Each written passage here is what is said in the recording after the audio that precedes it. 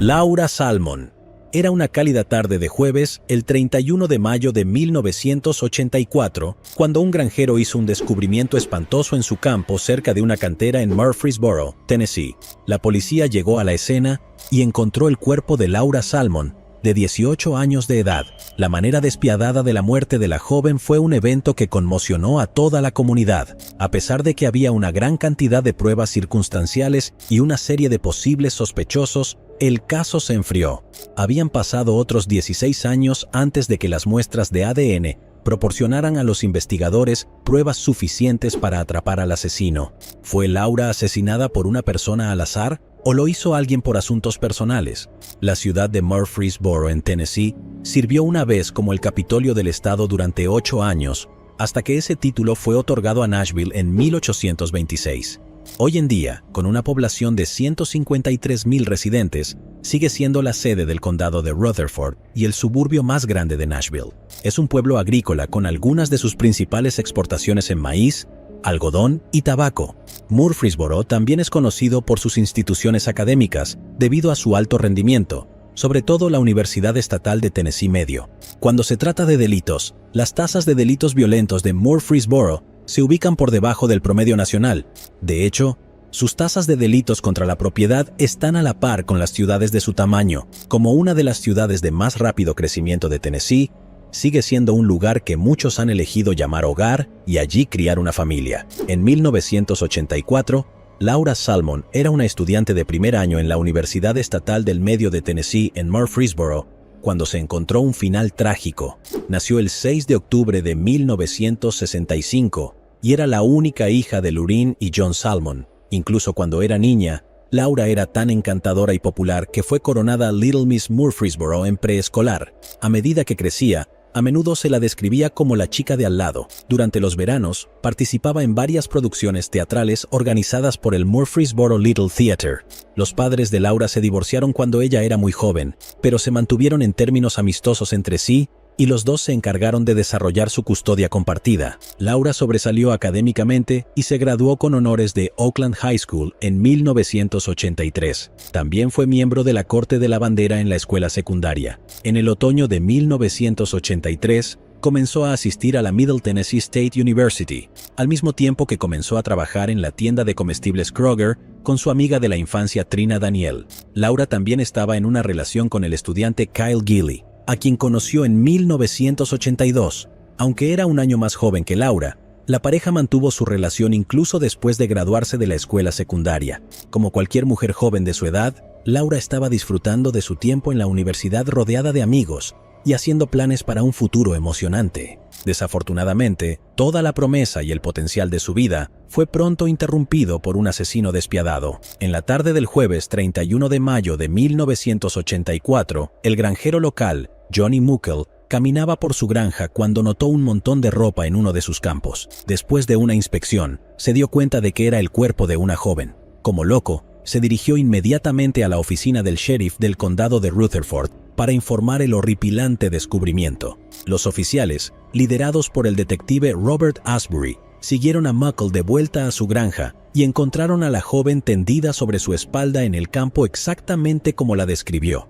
Era obvio para los oficiales que había fallecido. Había sido cubierta por 2 pares de jeans. Uno era un Sergio Valente de una mujer y el otro, los vaqueros de un hombre. Una manga de la única chaqueta de un miembro negro estaba atada alrededor de su cuello. En su mano derecha, ella agarraba un par de calzoncillos que los oficiales adivinaron eran los suyos. La única ropa que llevaba era un sostén picardías. El lado izquierdo de su cabeza mostraba signos visibles de trauma y varias rocas manchadas al azar de sangre estaban esparcidas cerca del cuerpo. Los agentes dedujeron que su atacante la había golpeado con las mismas rocas. El área donde se descubrió el cuerpo era familiar para los oficiales, pues a menudo era utilizado por estudiantes de secundaria y universitarios locales como lugar para fiestas y hogueras. También era un conocido Lover's Lane para parejas jóvenes. La joven en el campo también era familiar para muchos de los oficiales de la escena del crimen. Era una cajera rubia amigable de la tienda local de comestibles Kroger. El cuerpo de Laura fue llevado a la morgue del condado de Rutherford para esperar una autopsia. Mientras tanto, los agentes visitaron por separado a los padres de Laura, Lureen y John. En el momento de su asesinato, Laura acababa de mudarse con su padre y su madrastra Brenda. Lorraine, la madre de Laura, quedó devastada por la noticia, pero inmediatamente no dudó en señalar al novio de Laura, Kyle Gilley, de 17 años de edad. Lorraine, que era profesora de inglés en el instituto de Oakland al que Kyle asistía, había oído rumores de su comportamiento que la inquietaban. Ella le dijo a los oficiales que Laura y Kyle tenían una relación tóxica, que Kyle era conocido por ser posesivo y celoso, y que a menudo trataba mal a Laura.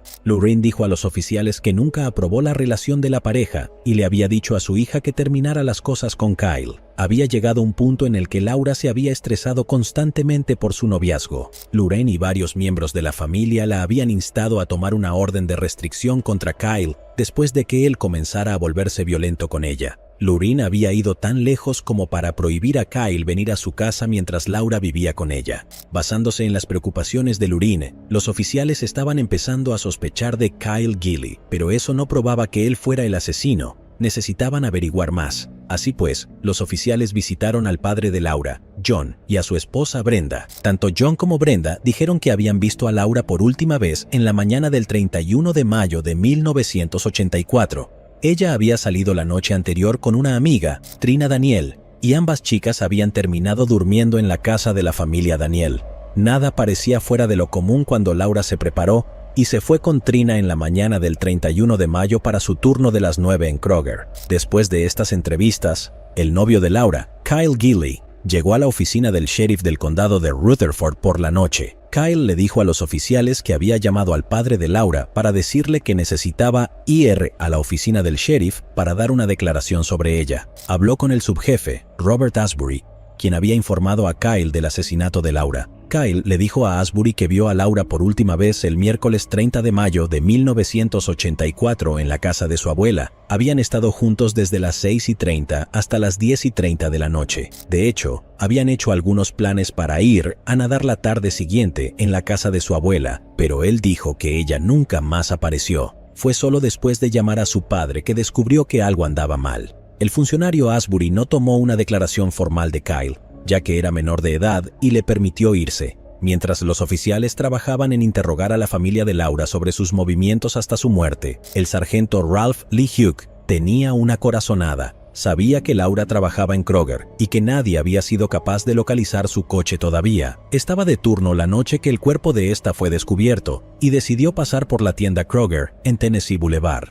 Su corazonada dio sus frutos, amigos. El 1 de junio de 1984, encontró un Oldsmobile Cutlass Beige de 2 tonos del 1976 en el estacionamiento Kroger. Sí, señor, era el coche de Laura. El auto, junto con las muestras de suelo y las pruebas descubiertas en la escena del crimen, fueron enviados a la Oficina de Investigación de Tennessee para pruebas. Mientras los investigadores esperaban los resultados, trabajaron en construir una cronología de los eventos que llevaron al asesinato de Laura. Visitaron la tienda Kroger para hablar con Trina Daniel, la mejor amiga de Laura. Trina dijo a los oficiales que Laura la había recogido del trabajo a las 11 de la noche del miércoles 30 de mayo de 1984. Luego, fueron a la tarde. Mientras ayudaba a un cliente a hacer la compra, había visto el coche de Laura aparcado en un lugar diferente. Los investigadores interrogaron a Sybil Wade, que era la supervisora de Laura, y Sharon Falk, que había trabajado el turno de la mañana con Laura el día que murió. Ambas mujeres confirmaron que Laura se había ido temprano a nadar a la casa de su abuela.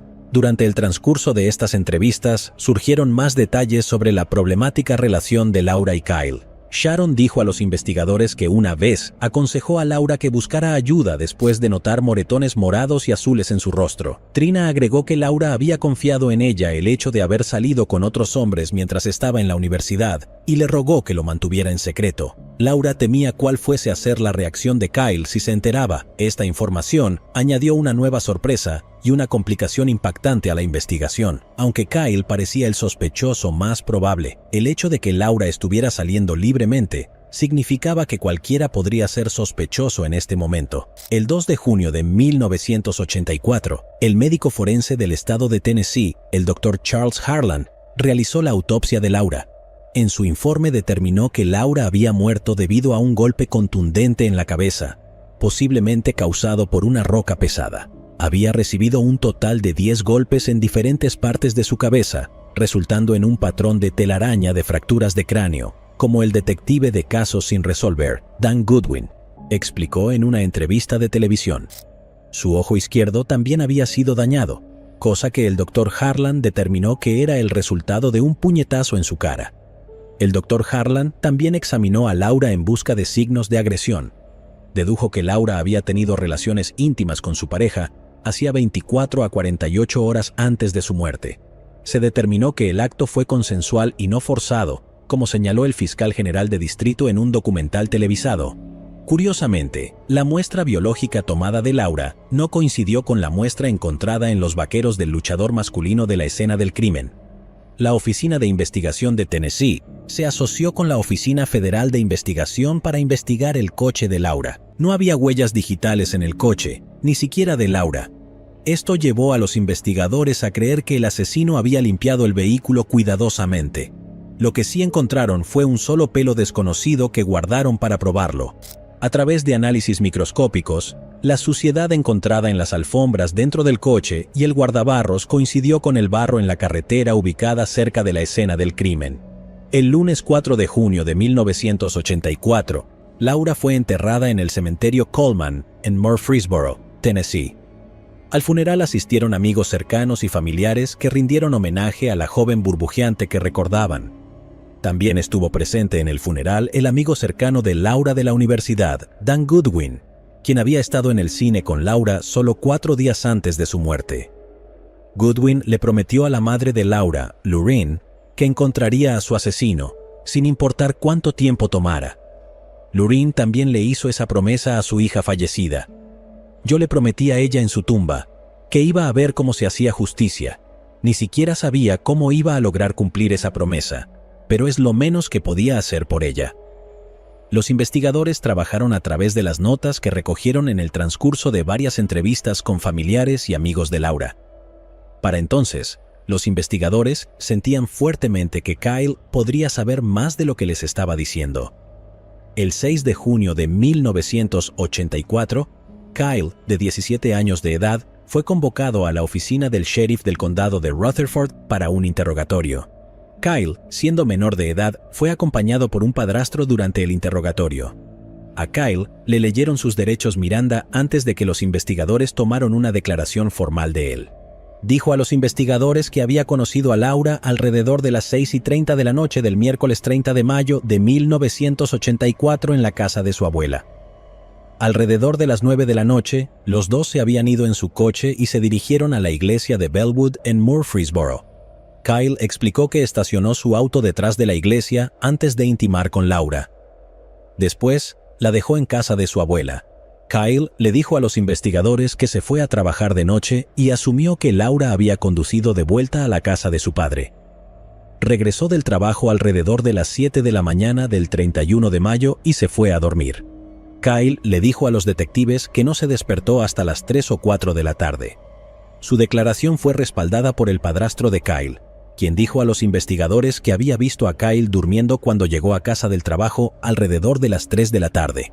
El padrastro agregó que la única vez que Kyle salió de casa fue cuando el padre de Laura, John Salmon, le dijo que algo le había sucedido a Laura y que necesitaba ir a la oficina del sheriff. Los investigadores aún sospechaban de Kyle porque era el único con un fuerte motivo, pero hasta ahora la coartada había sido comprobada. Un mes después, en julio de 1984, el agente de TBI Tom Carmouche decidió entrevistar a Kyle de nuevo. Kyle le dijo al agente Carmouche que había estado en Florida hasta el 29 de mayo de 1984. Luego repitió la historia que contó a los investigadores durante su entrevista de junio. Esta vez, sin embargo, añadió un nuevo detalle. Le dijo a Carmouche que después de que él y Laura habían intimado, se limpiaron usando un viejo par de sus pantalones vaqueros. Sin embargo, Kyle negó estar involucrado en el asesinato de Laura y la coartada de su padrastro ayudó a consolidar sus afirmaciones. Sin pruebas suficientes para vincular a Kyle con el asesinato, fue liberado. Para decepción de la madre de Laura, Lorraine. Pero los investigadores estaban a punto de encontrar otra pista en el caso. Al elaborar una cronología de los movimientos de Laura, los investigadores recibieron una llamada de una mujer en Nashville, Tennessee. La mujer, que quería permanecer en el anonimato, alegó que había sido asaltada por un hombre llamado John Taylor. La mujer afirmó que Taylor había amenazado con que si no se quedaba callada, le haría lo mismo que le había hecho a Laura Salmon. Esta inesperada pista cambió la dirección de la investigación. La mujer, que quería permanecer en el anonimato, alegó que había sido asaltada por un hombre llamado John Taylor. La mujer afirmó que Taylor había amenazado con que si no se quedaba callada, le haría lo mismo que le había hecho a Laura Salmon. Esta inesperada pista cambió la dirección de la investigación. Taylor también frecuentaba las mismas fiestas de fraternidad a las que asistía Laura. Los investigadores luego interrogaron a personas que conocían a Taylor y descubrieron que tenía un historial de violencia contra exnovias. También se enteraron de que Taylor fue visto cerca del campus de MTSU el día que Laura fue asesinada. Taylor fue llamado para ser interrogado por los investigadores, pero negó haber agredido a la mujer de Nashville. También negó estar involucrado en el asesinato de Laura o haber mencionado el incidente a nadie. Para descartarlo como sospechoso, se le pidió a Taylor que presentara una muestra de cabello para compararla con la hebra encontrada en el coche de Laura. La química forense del FBI, Patty Chouty, comparó las muestras. Aunque ambas hebras de cabello eran consistentes, las pruebas de ADN del cabello aún estaban a años de hacer una coincidencia definitiva. Los investigadores no podían acusar a Taylor sin pruebas sólidas. El siguiente paso fue comparar los jeans de hombre encontrados en la escena del crimen con los jeans usados por Taylor. Los jeans recuperados de la escena del crimen tenían un tamaño de cintura de 30 pulgadas y una entrepierna de 36 pulgadas, pero estas mediciones eran demasiado largas para que Taylor las usara diariamente. Sin pruebas contundentes, los investigadores liberaron a Taylor y fallaron como sospechoso y el asesinato de Laura. Más de un centenar de hombres fueron entrevistados en el curso de la investigación de ese año, pero todos fueron absueltos después de que comprobaran su coartada. Quienquiera que matara a Laura Salmon parecía simplemente haberse desvanecido en el aire. Sin nuevas pistas, el caso de Laura comenzó a enfriarse a finales de 1985. Sin embargo, años más tarde, cuando nuevos investigadores revisaron los archivos de casos sin resolver, comenzaron a surgir varios problemas. Los nuevos investigadores descubrieron que la escena del crimen no se había protegido adecuadamente y que las pruebas se habían manejado sin el uso de guantes. Se observó que John Salmon, el padre de Laura, fue la persona que encontró su collar en la escena del crimen y descubrió más rocas cubiertas de sangre. Había entregado estos artículos a los investigadores, posiblemente comprometiendo la evidencia debido a un manejo defectuoso. También se señaló que los oficiales nunca habían tomado una declaración formal de Johnny Muckle, el granjero que descubrió el cuerpo de Laura. Nunca se dio ninguna explicación por la falta de trabajo policial adecuado. Fue en el año 2000 que el caso de Laura comenzó a calentarse de nuevo. El amigo de Laura, Dan Goodwin, que le había prometido a la madre de Laura que encontraría al asesino, estaba a punto de llegar con su promesa. Había tomado una ruta mucho más larga de lo esperado. El primer caso sin resolver que Goodwin recibió fue el de Laura, y para ello se asoció con el sargento Bill Sharp. Su primera tarea fue enviar todas las pruebas del caso a la Oficina de Investigación de Tennessee para pruebas de ADN. Además del ADN de Laura, 2 perfiles de ADN desconocidos fueron colectados de los vaqueros de hombre y de la ropa de Laura. Esta vez, las pruebas forenses habían avanzado hasta el punto de que los perfiles de ADN de la escena del crimen podían compararse con muestras para identificar al propietario. Al mismo tiempo, los detectives estaban a punto de tropezar con otra información inesperada. Recibieron otro dato interesante. Un estudiante de 16 años de Oakland High School habría afirmado que su padre fue el hombre que asesinó a Laura Salmon. Armados con los perfiles de ADN, Goodwin y Sharp se pusieron a trabajar rápidamente. Los detectives descubrieron que el padre del chico tenía antecedentes penales por agresión agravada. Pudieron localizar a su sospechoso, un hombre llamado David Patterson. Pero para cuando se enteraron del rumor, Patterson había sido asesinado a tiros en un incidente no relacionado con el caso. En cambio, los detectives se dirigieron a los hijos de Patterson y les pidieron que presentaran muestras de ADN para analizarlas. Al final, su ADN no coincidía con ninguna de las muestras extraídas del cuerpo de Laura o los pantalones vaqueros de hombre. Esto descartó a Patterson. Los investigadores comenzaron a revisar los archivos del caso y la lista original de sospechosos.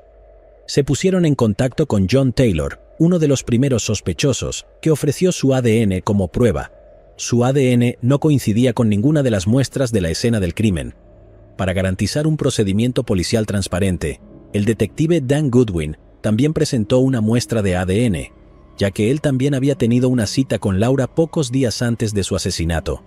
Fue absuelto de cualquier sospecha en el asesinato, pero todavía había un sospechoso que los investigadores estaban interesados en investigar. Ese era Kyle Gilley. Goodwin y Sharp recibieron el expediente del caso de Laura buscando cualquier información que pudiera haber sido pasada por alto por otros investigadores. Fue en ese momento que una pieza de evidencia verdaderamente increíble llegó a su conocimiento. Encontraron un nodo curioso sobre un posible testigo que contradijo la coartada de Kyle Gilley. Goodwin y Sharp localizaron a la testigo, Gladys Mears, que aún vivía en Murfreesboro. Su entrevista con Gladys estaba a punto de dejar el caso abierto. Gladys dijo a los investigadores que mientras conducía a casa en la tarde del asesinato de Laura, había visto un Oldsmobile Cutlass beige bicolor en la intersección de Twin Oak y Halls Pike. Recordó que el coche estaba en la carretera que se alejaba de la cantera, donde se descubrió el cuerpo de Laura. Una vez más, Kyle negó tener algo que ver con el asesinato de Laura e incluso negó tener intimidad con ella antes de su muerte.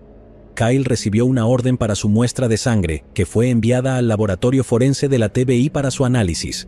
El 31 de mayo de 2000, el 16º aniversario de la muerte de Laura Simon, la muestra de ADN de Kyle Gilley coincidió positivamente con la muestra biológica encontrada en los vaqueros de la escena del crimen. Así Kyle fue vinculado con la escena del crimen y se probó que tal vez era la persona responsable de la muerte de Laura. El 13 de noviembre de 2001, Dan Goodwin voló a Florida para entrevistar a Kyle. Desde el principio, Kyle negó ser violento con Laura o darle un puñetazo en el campus de MTSU. Solo admitió que los vaqueros cuatreros podrían haber sido suyos. Goodwin sabía que Kyle estaba mintiendo sobre todo. Goodwin mismo había visto a Kyle varias veces en el campus con Laura. Fue capaz de grabar todas las negaciones hechas por Kyle durante su entrevista. Cuando Goodwin le dijo a Kyle que tenía un experto que podía testificar que el asesino de Laura había estado usando el mismo par de jeans de luchador, Kyle pidió un abogado, que posteriormente terminó la entrevista. El 14 de noviembre de 2001, Kyle Gilley fue arrestado por el asesinato de Laura Salmon. Debido a que Kyle tenía menos de 18 años en el momento del asesinato de Laura, fue procesado en el Tribunal de Menores en lugar de un tribunal penal. En 2002 se celebró una audiencia para determinar si su caso debía trasladarse al Tribunal de Circuito para Adultos. El 1 de febrero de 2002, después de varias declaraciones de testigos sobre la relación violenta entre Laura y Kyle, la jueza de menores Donna Scott dictaminó que Kyle sería juzgado como adulto. El 6 de marzo de 2002, un gran jurado acusó a Kyle de cargos de asesinato en primer grado.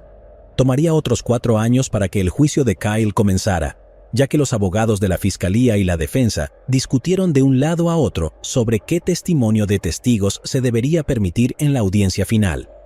El 26 de julio de 2006, el juicio de Kyle Gilley por el asesinato de Laura Salmon comenzó en la Corte de Apelaciones Penales de Tennessee. Hoy les digo que soy una madre que cumple sus promesas. Les digo por qué. Pensé que era él o sabía que era él, y estaba muy frustrado de que no se lo tomaran en serio. El juicio de Kyle Gilley por el asesinato de Laura Salmon comenzó en la Corte de Apelaciones Penales de Tennessee. Hoy les digo que soy una madre que cumple sus promesas. Les digo por qué. Pensé que era él o sabía que era él, y me sentía muy frustrada de que no se lo tomaran en serio. De acuerdo con la Fiscalía, Kyle probablemente había atacado a Laura en un ataque de rabia y celos cuando intentó poner fin a su relación. La defensa de Kyle, sin embargo, trató de disipar sus teorías al afirmar que otra muestra de ADN masculino desconocido había sido encontrado en la víctima. Su equipo de defensa también destacó la coartada proporcionada por el padrastro, que había visto a Kyle durmiendo en casa la tarde del asesinato de Lord. Esta coartada fue respaldada por el hermanastro de Kyle, Michael Powell, quien dijo que también había visto a Kyle durmiendo en su casa en el momento del asesinato de Laura. Pero cuando Michael fue interrogado por los fiscales, se supo que había escrito una carta a Kyle en prisión. Michael admitió que en la carta le prometió a Kyle que le daría una coartada en el juicio. En septiembre de 2006, Kyle Gilley fue declarado culpable de asesinato en primer grado. Según las leyes estatales de sentencia de 1984, Kyle fue sentenciado a 30 años de prisión. En 2008, Kyle apeló su condena ante la Corte de Apelaciones Penales. Sin embargo, la Corte confirmó su condena original. Tendrá derecho a libertad condicional el 25 de septiembre de 2042. Tomó más de 20 años para que la familia de Laura Salmon pudiese ver la justicia servida en su nombre. Cuando le programen a Kyle Gilley su primera audiencia de libertad condicional en septiembre de 2042. Tendré 83 años de edad, pero si estoy vivo, y si mi compañero Bill Sharp está vivo, estaré allí para testificar contra su liberación. Se necesitó de un trabajo de investigación inteligente y los avances tecnológicos para reconstruir el rompecabezas que había plagado a los investigadores del condado de Rutherford durante décadas.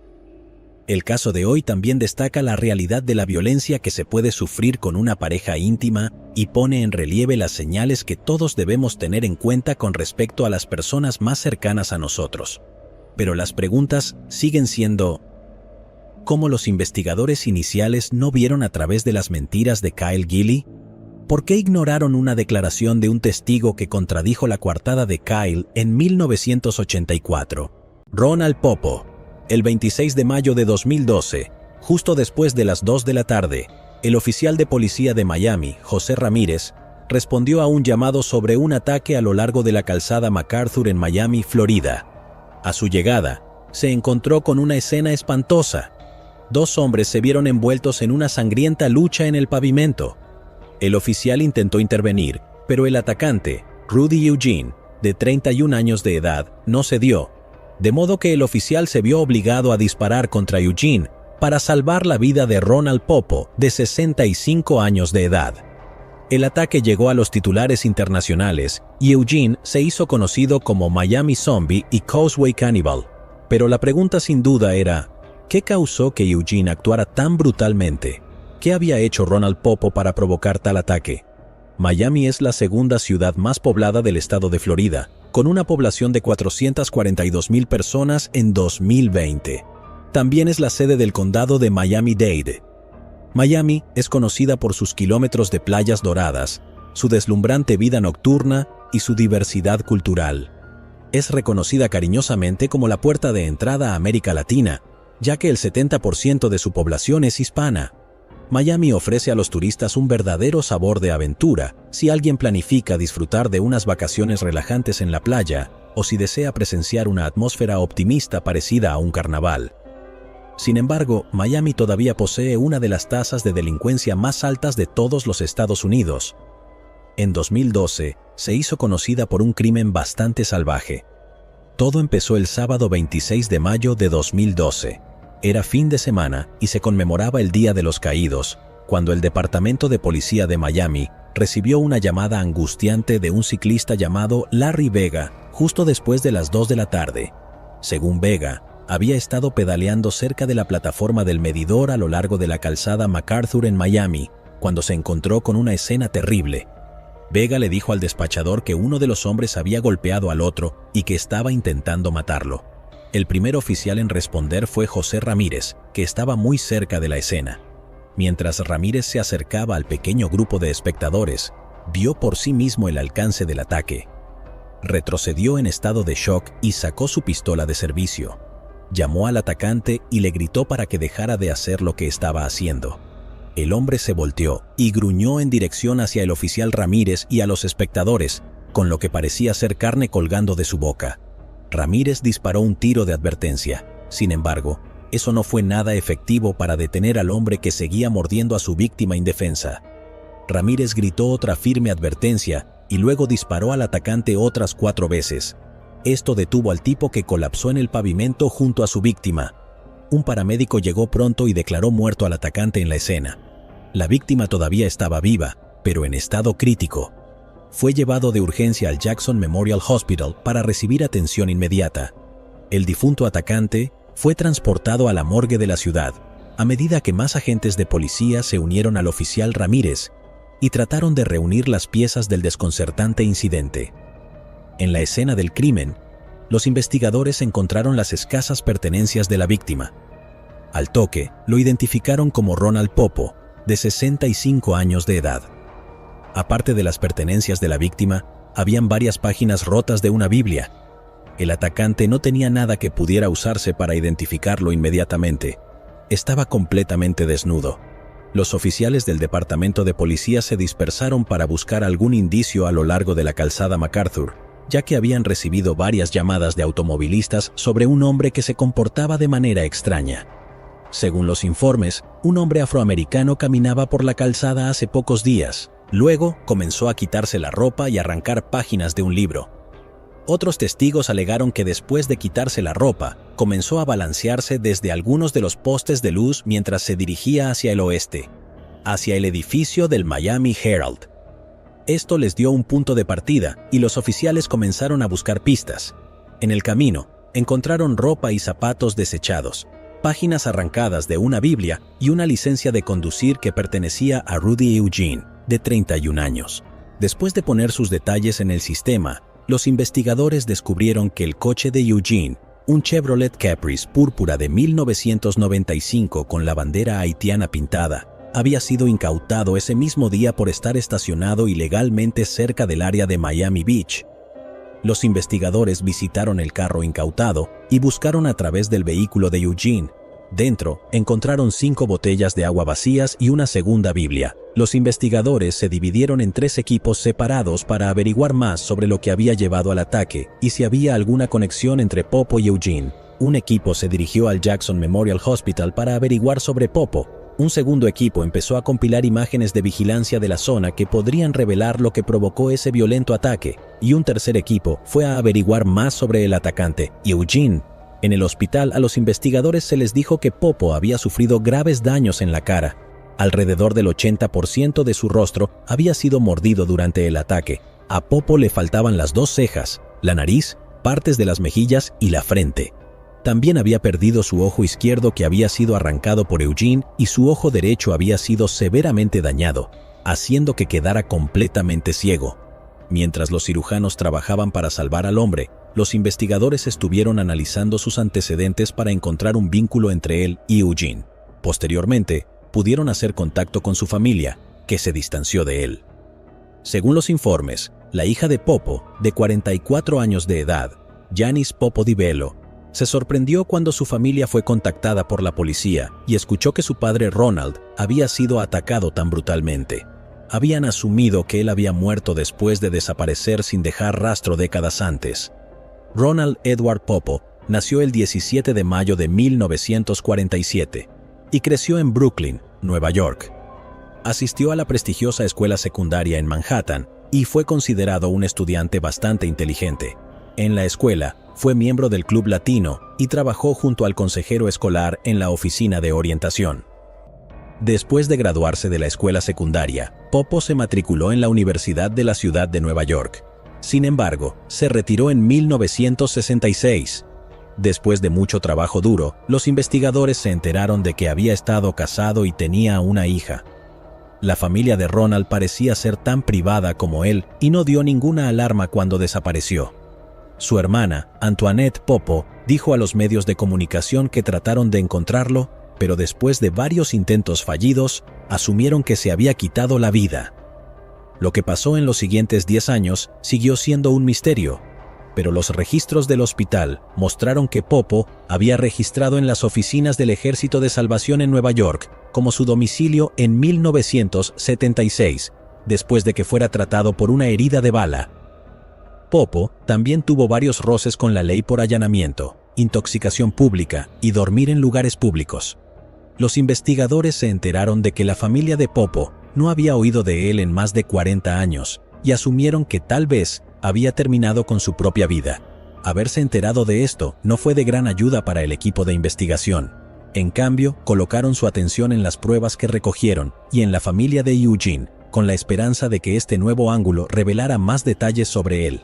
A medida que la noticia del ataque comenzó a difundirse a través de los medios, los investigadores visitaron a la familia de Eugene 2 días después de su muerte para averiguar más sobre el hombre. Rudy Eugene nació el 4 de febrero de 1981 en el Jackson Memorial Hospital de Miami, hijo de los inmigrantes haitianos Ruth Charles y Pelicier Funeus. Sin embargo, unos meses antes de que Eugene naciera, sus padres se divorciaron. En 1985, Ruth conoció a Melimon Charles y se casó con él. La pareja tenía 2 hijos más, llamados Thompson y Markinson. Eugene tenía talento para dibujar, jugaba al fútbol y siempre asistía a la iglesia. Pero en la escuela secundaria, las cosas habían tomado un giro equivocado. Eugene descubrió que Melimon no era su padre biológico. También había descubierto que su verdadero padre, Pelissier, había muerto años antes. Inicialmente, Eugene estaba enojado, pero pronto perdonó a sus padres. Sin embargo, el cambio no duraría mucho. A la edad de 16 años, Eugene ya había sido acusado y arrestado por agresión. En el año 2000, después de graduarse de North Miami High School, Eugene se convirtió en un vagabundo sin tener trabajo fijo. Iba de un empleo a otro, pero sus problemas comenzaron a agravarse. En un lapso de 5 años, Eugene había sido arrestado 7 veces. Sus cargos iban desde allanamiento hasta posesión y tráfico de marihuana. En 2004, las cosas tomaron otro giro desagradable. Eugene tuvo una violenta discusión con su madre Ruth. La policía fue llamada para detener la pelea y fue electrocutado 3 veces por la policía antes de que fuera sometido. En 2005, Eugene se casó con su novia de la secundaria, Jenny Ducktant. Pero solo 18 meses después, Jenny le pidió a Eugene que se divorciaran. Según Jenny, Eugene había empezado a volverse violento y ella temía que su seguridad estuviese en riesgo. Una vez más, Eugene se encontró vagando por la vida sin dirección. Eso fue hasta que se encontró con Rikia Cross en un cruce de destinos. Después de salir durante 5 meses con ella, Cross y Eugene se mudaron juntos y permanecieron como una pareja durante 5 años, desde 2007 hasta la muerte de Eugene en 2012. Cross habló con los investigadores y les dijo que su relación con Eugene era como cualquier otra relación romántica. Sin embargo, Cross luego dijo a los investigadores que Eugene comenzó a comportarse erráticamente en la mañana del 26 de mayo de 2012. Según Cross, Eugene se había despertado alrededor de las 5 de la mañana y comenzó a buscar algo en su armario. Luego tomó su Biblia y un cuaderno marrón y le dio un beso de despedida. Cuando no recibió respuesta al llamar a Eugene, Cross decidió salir a buscarlo. Habían pasado horas, pero no vio ninguna señal de él. Después de llamar a sus amigos, Cross descubrió que había visitado a un amigo la noche anterior. Proporcionó a la policía el nombre de Frederick Christian. Christian habló con la policía y explicó que recibió una llamada de su hermano la noche del 25 de mayo de 2012. Según Christian, Eugene había pasado por la casa del hermano de Christian en busca de él. Según el hermano de Christian, Eugene seguía repitiendo que necesitaba hablar de algo, pero nunca llegó al punto. El hermano de Christian le dijo que Eugene no se veía bien. Nunca llegaron a hablar de lo que le preocupaba a Eugene antes de que se fuera y volviera al apartamento que compartía con Cross. Christian luego explicó a la policía que escuchó de otro amigo que Eugene había aparecido en su casa a las 5:30 de la mañana, el 26 de mayo de 2012. Según Christian, el amigo dijo que Eugene estaba actuando extraño de nuevo y quería ir a la playa para The Urban Beach Week Music Festival. Cuando el amigo que tenían en común se negó debido a los compromisos de trabajo, Eugene pasó un corto tiempo en la casa de su amigo antes de subir a su coche e irse. La policía le preguntó a Christian si Eugene tomaba algún tipo de droga que pudiera haber causado su violenta reacción. Christian dijo a los oficiales que la droga más difícil que Eugene hizo fue fumar marihuana. Dijo que Eugene no tomaba pastillas, ni siquiera las prescritas por un farmacéutico, y que casi nunca consumía alcohol. Armado con esta nueva información, los investigadores comenzaron a armar una cronología de los eventos. Por lo que supieron, Eugene había estado exhibiendo un comportamiento extraño desde la noche antes del ataque a Ronald Popo. Su comportamiento era consistente con el de una persona que se entregaba a una droga sintética conocida como sales de baño. Ese es el nombre aparentemente inocente dado a una droga que se conoce más comúnmente como flaca y se puede encontrar en África, en el Medio Oriente. En los últimos años, la epidemia de sales de baño ha comenzado a ser más popular, especialmente en Florida. Es conocida por causar un comportamiento zombie en aquellos que la consumen. Muchos casos involucran a personas que reportaron sentir como si su piel estuviera en llamas y querer ser asesinadas después de sufrir alucinaciones debilitantes. Los investigadores creían que Eugene podría haber estado bajo la influencia de las drogas cuando de repente se volvió violento y atacó a Popo. Esta se convirtió en la razón más plausible, y pronto estuvo en los titulares tanto a nivel nacional como internacional. Los investigadores revisaron las imágenes de vigilancia que capturaron algunos de los momentos de Eugene ese fatídico sábado. Su auto fue visto en un video estacionado cerca de Miami Beach. Eugene se había sentado en su coche durante unos 40 minutos antes de salir y alejarse del vehículo. El equipo de investigación luego llenó los espacios en blanco de los movimientos de Eugene mirando a través de todos los informes oficiales que sugerían que algo extraño estaba pasando en Miami Beach ese día. Estos incluyen el informe del coche abandonado y declaraciones de testigos oculares de los automovilistas que vieron a Eugene caminando por la calzada. Se encontraba desnudo y balanceándose desde varios postes de luz. Fue entonces cuando los investigadores revisaron las imágenes del edificio del Miami Herald.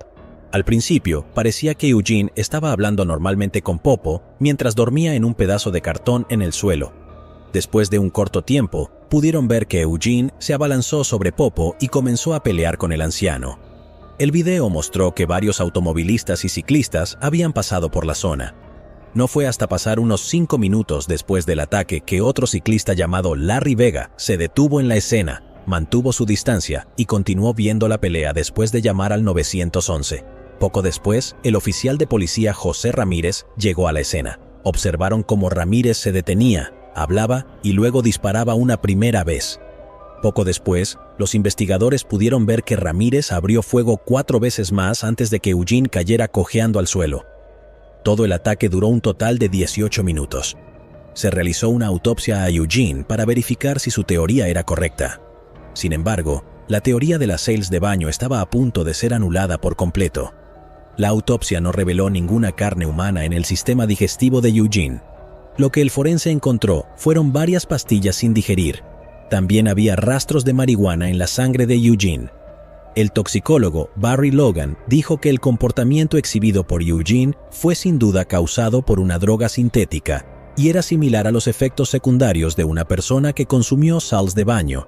Sin embargo, los analistas forenses no pudieron encontrar ningún rastro de drogas en su sistema.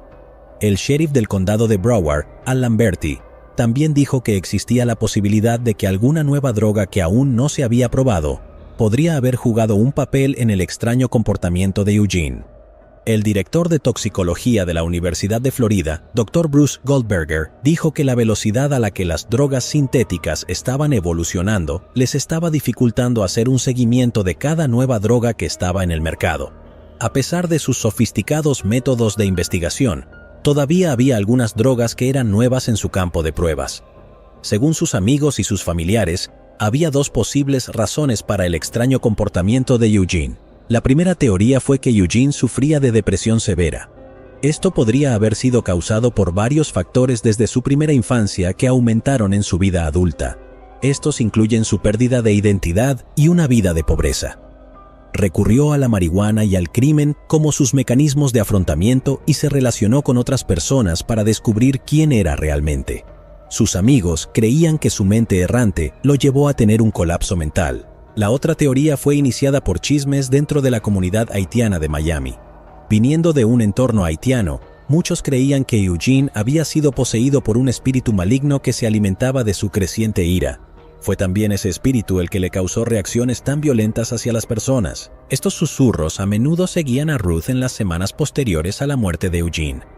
Pero para la familia y amigos de Eugene, el dolor de todo el incidente no terminó allí. Ruth siempre había sido una mujer espiritual y ella crió a sus hijos para que fueran de la misma manera. Eugene, en particular, era muy religioso y tenía una fuerte creencia en Dios. Sin embargo, la noticia de la muerte de Eugene y la forma en que ocurrió todo hizo que muchas iglesias rechazaran a la familia.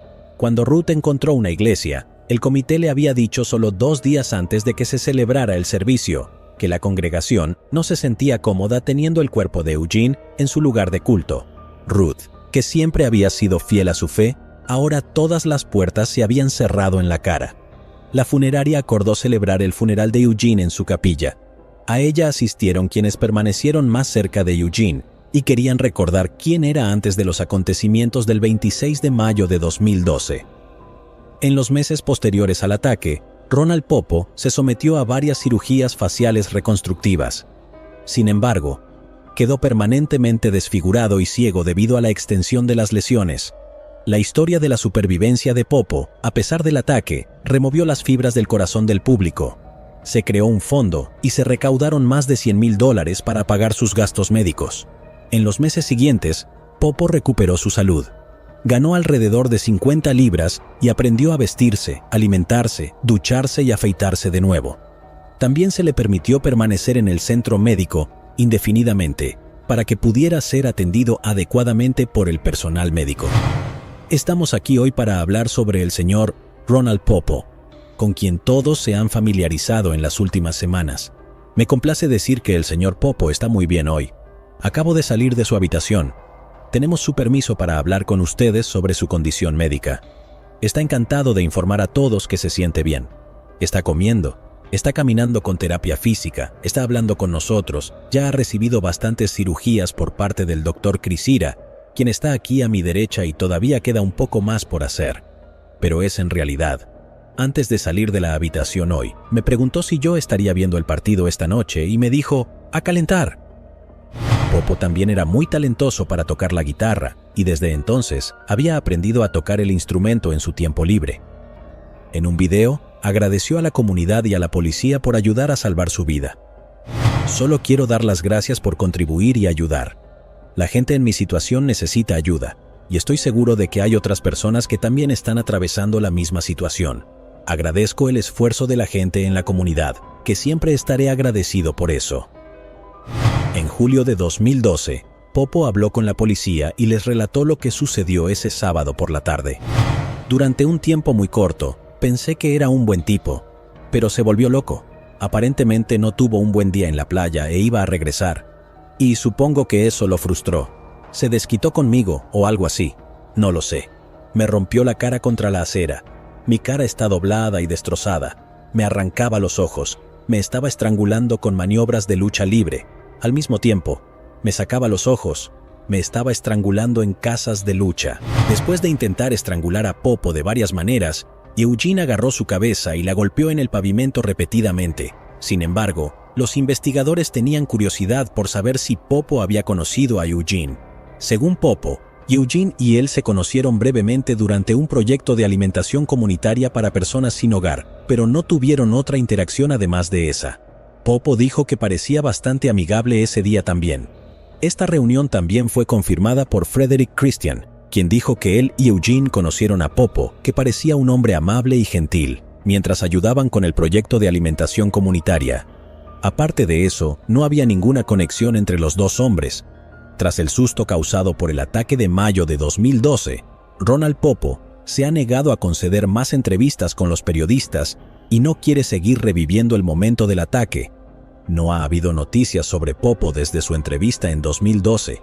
Su último paradero conocido se encontraba en el centro médico del Jackson Memorial Hospital. Si Popo se había vuelto a conectar con su familia sigue siendo incierto. En cuanto a la familia y los amigos de Rudy Eugene, todavía se están recuperando de la conmoción de lo que sucedió en esa fatídica tarde del sábado. Sigue siendo difícil vivir con los susurros constantes de quienes solo aprendieron de él por los medios de comunicación. Su novia, Rikia, creyó que lo que le pasó pudo haber sido algo sobrenatural. Se le hizo algo. Sabía que desde ese día, porque nunca habría hecho algo así. Quiero decir, siento pena por Ronald Popo. Quiero decir, mis condolencias y todo sale a él porque, ya sabes, él es una víctima en todo esto también. Pero sé que sabes que no fue Rudy otra vez, y lo extraño, y siempre amaré a Rudy. Ella todavía desea que un día sería capaz de soñar con él, y en ese sueño, él podría decirle lo que pasó ese día. El caso de hoy, sin duda, ha planteado muchas preguntas. Es un misterio desconcertante la forma en que funciona la mente humana y lo que impulsa a las personas a cometer los crímenes que cometen. Es tan triste tanto para la víctima Ronald Popo, por sufrir un ataque tan traumático, y para la familia de Rudy Eugene, por recoger los pedazos destrozados de sus vidas. Así que hoy les preguntamos, ¿creen que era posible que Rudy Eugene sufriera una severa crisis mental y esto no fuera un frenesí inducido por drogas? ¿Podrían los factores de su vida personal haber llegado a tal punto que lo volvieron literalmente loco? El caso de Angela McAnulty, Es un caso peculiar y francamente extraño, pues todavía atormenta las mentes de aquellos quienes lo presenciaron. Madre de 4 hijos y esposa de Richard McAnulty, Angela maltrató a su hija mayor, Janet Maples, y le hizo cosas horribles e impensables en nombre de la disciplina. Angela mató de hambre, mutiló y torturó a su hija hasta la muerte de la manera más cruel imaginable, y todo lo que tuvo que decir cuando fue atrapada fue: «Lo siento». Peguémosle un vistazo a cómo se desarrolló este caso absolutamente trágico. Angela McAnulty nació en California, Estados Unidos, donde vivía con sus padres y 2 hermanos. Cuando tenía tan solo 5 años, la tragedia llegó y su madre fue asesinada. Desafortunadamente, a día de hoy el caso permanece sin resolver en su mayor parte. Poco después de graduarse de la escuela secundaria, Angela dejó su casa y viajó con un trabajador del carnaval, que era mucho más mayor que ella. En lugar de ayudarla a prepararse para su juventud, este hombre le presentó a la joven Angela varias sustancias farmacológicas. No mucho después de su paso con un trabajador del carnaval, Angela se casó con otro hombre y luego dio a luz a 2 hijos y una hija llamada Maples. Todo ello en 1994. Lamentablemente, no pasó mucho tiempo después del nacimiento de su tercer hijo que los servicios de protección infantil de California le quitaron a sus 3 descendientes, sobre todo debido a negligencia y abuso. En los siguientes años, Angela tuvo otra hija y logró recuperar a sus hijos que anteriormente se habían llevado los funcionarios estatales. Después de esta victoria, Angela se casó con un camionero de larga distancia llamado Richard McAnulty en 2002, y luego toda la familia se fue de California a Oregón, en algún momento de 2006.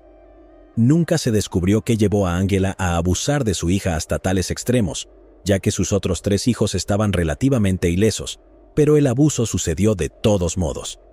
El maltrato de Maples a manos de su madre había estado sucediendo durante años, ya que a menudo se la veía yendo a la enfermera de su escuela para tratar los moretones y cortes en su cuerpo. Los maestros y sus amigos se preocuparon cada vez más. Le preguntaron a Maples cómo se lastimó, y ella se abrió con ellos diciéndoles que su madre había abusado de ella en casa. Las autoridades escolares informaron del incidente al Departamento de Servicios Humanos, quien hizo una visita a la casa de Maples. Cuando Angela fue interrogada sobre las lesiones y acusaciones de su hija, ella pintó un cuadro alrededor de la situación, haciendo que Maples fuera una mentirosa compulsiva que haría cualquier cosa para llamar la atención. Desafortunadamente, creyeron la historia de Angela y dejaron a Maples en casa, con su madre, sin saber que las cosas estaban a punto de empeorar mucho para ella. Angela sacó a Maples de la escuela con la razón de que le iría mejor si la educaran en casa, cortando efectivamente todas las comunicaciones con el público, sin escuela ni amigos que se dieran cuenta de su condición y sin medios con quienes comunicarse para pedir ayuda. Maples quedó a merced de su madre. La única otra persona que pareció darse cuenta del trato que Angela le daba a su hija fue Lynn McAnulty, su suegra. Lynn estaba preocupada por el trato que Angela le daba a Maples, pero también se le negó el acceso a ver a sus nietos, por lo que fue en este punto que comenzó a llamar continuamente a Bienestar Infantil. Al final, resultó que la abuela preocupada, de hecho, se había presentado ante Bienestar Infantil solo unos días antes de que Maples muriera. En casa, Angela sometió a su hija a un trato tan inhumano que, a los 15 años, Maples estaba tan desnutrida y en los huesos que parecía una niña mucho más pequeña. La obligaban a dormir en el suelo con nada más que un cartón extendido.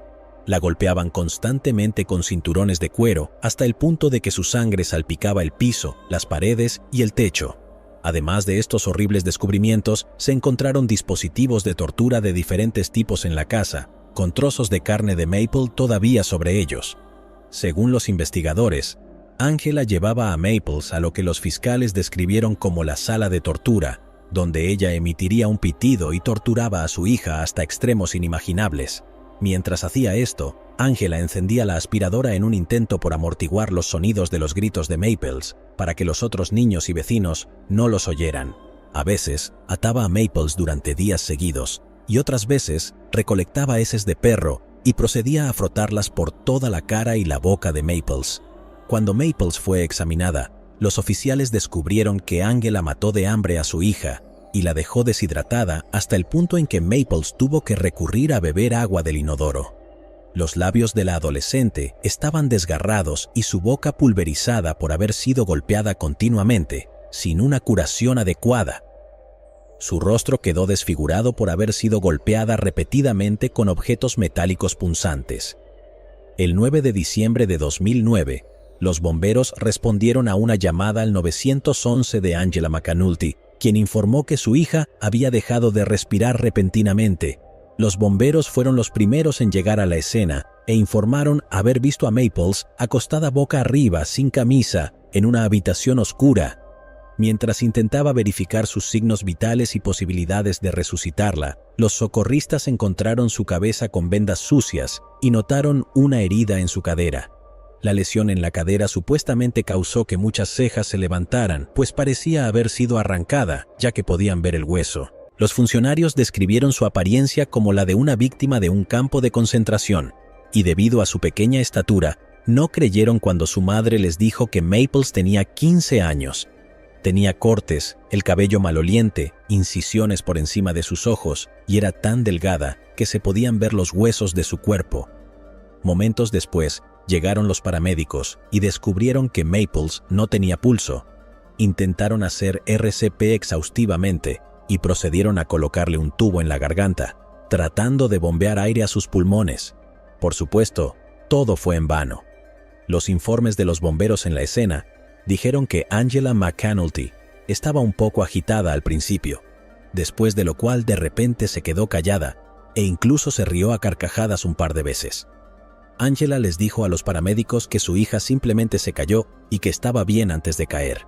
En ese momento, el esposo de Angela, Richard McAnulty, también estaba en la escena, pero no dijo ni una palabra. Maples fue llevada al hospital en una ambulancia y allí, la doctora Elizabeth Hilton examinó su cuerpo y no encontró signos de vida. Por desgracia, declaró muerta a la joven a las 8:42 de la noche. Después de examinar el cuerpo de Maples, la médico descubrió infinitas lesiones visibles en todo su cuerpo, así como dientes frontales rotos que parecían haber sido destrozados. Alarmada, la doctora Hilton se reunió con la familia de McAnulty y les preguntó sobre el historial médico de Maples. Angela respondió que su hija no tenía problemas médicos previos y afirmó que era una niña joven y saludable. Angela continuó agregando que Maples había estado comiendo, pero simplemente se puso muy flaca recientemente, por razones desconocidas. Todos pudieron ver más allá de las mediocres excusas dadas por la eventual muerte de su hija, y en una búsqueda en la residencia McAnulty, se encontraron todas las pruebas que la policía necesitaba para arrestar a Angela y Richard McAnulty. Ambos fueron interrogados, y Angela negó tener algo que ver en relación con las lesiones de su hija y su posterior muerte. El detective del condado del sheriff de Lane, Aaron Hoberg, la interrogó sobre cómo su hija había sufrido las lesiones, a lo que ella inicialmente respondió, «No lo sé». El detective insistió en preguntarle sobre los cinturones y dispositivos de tortura que encontraron en la casa de la familia. Para este punto, sucumbió ante la presión, y Angela simplemente respondió diciendo que su esposo estaba a cargo de la disciplina y que él fue quien golpeó a Maples.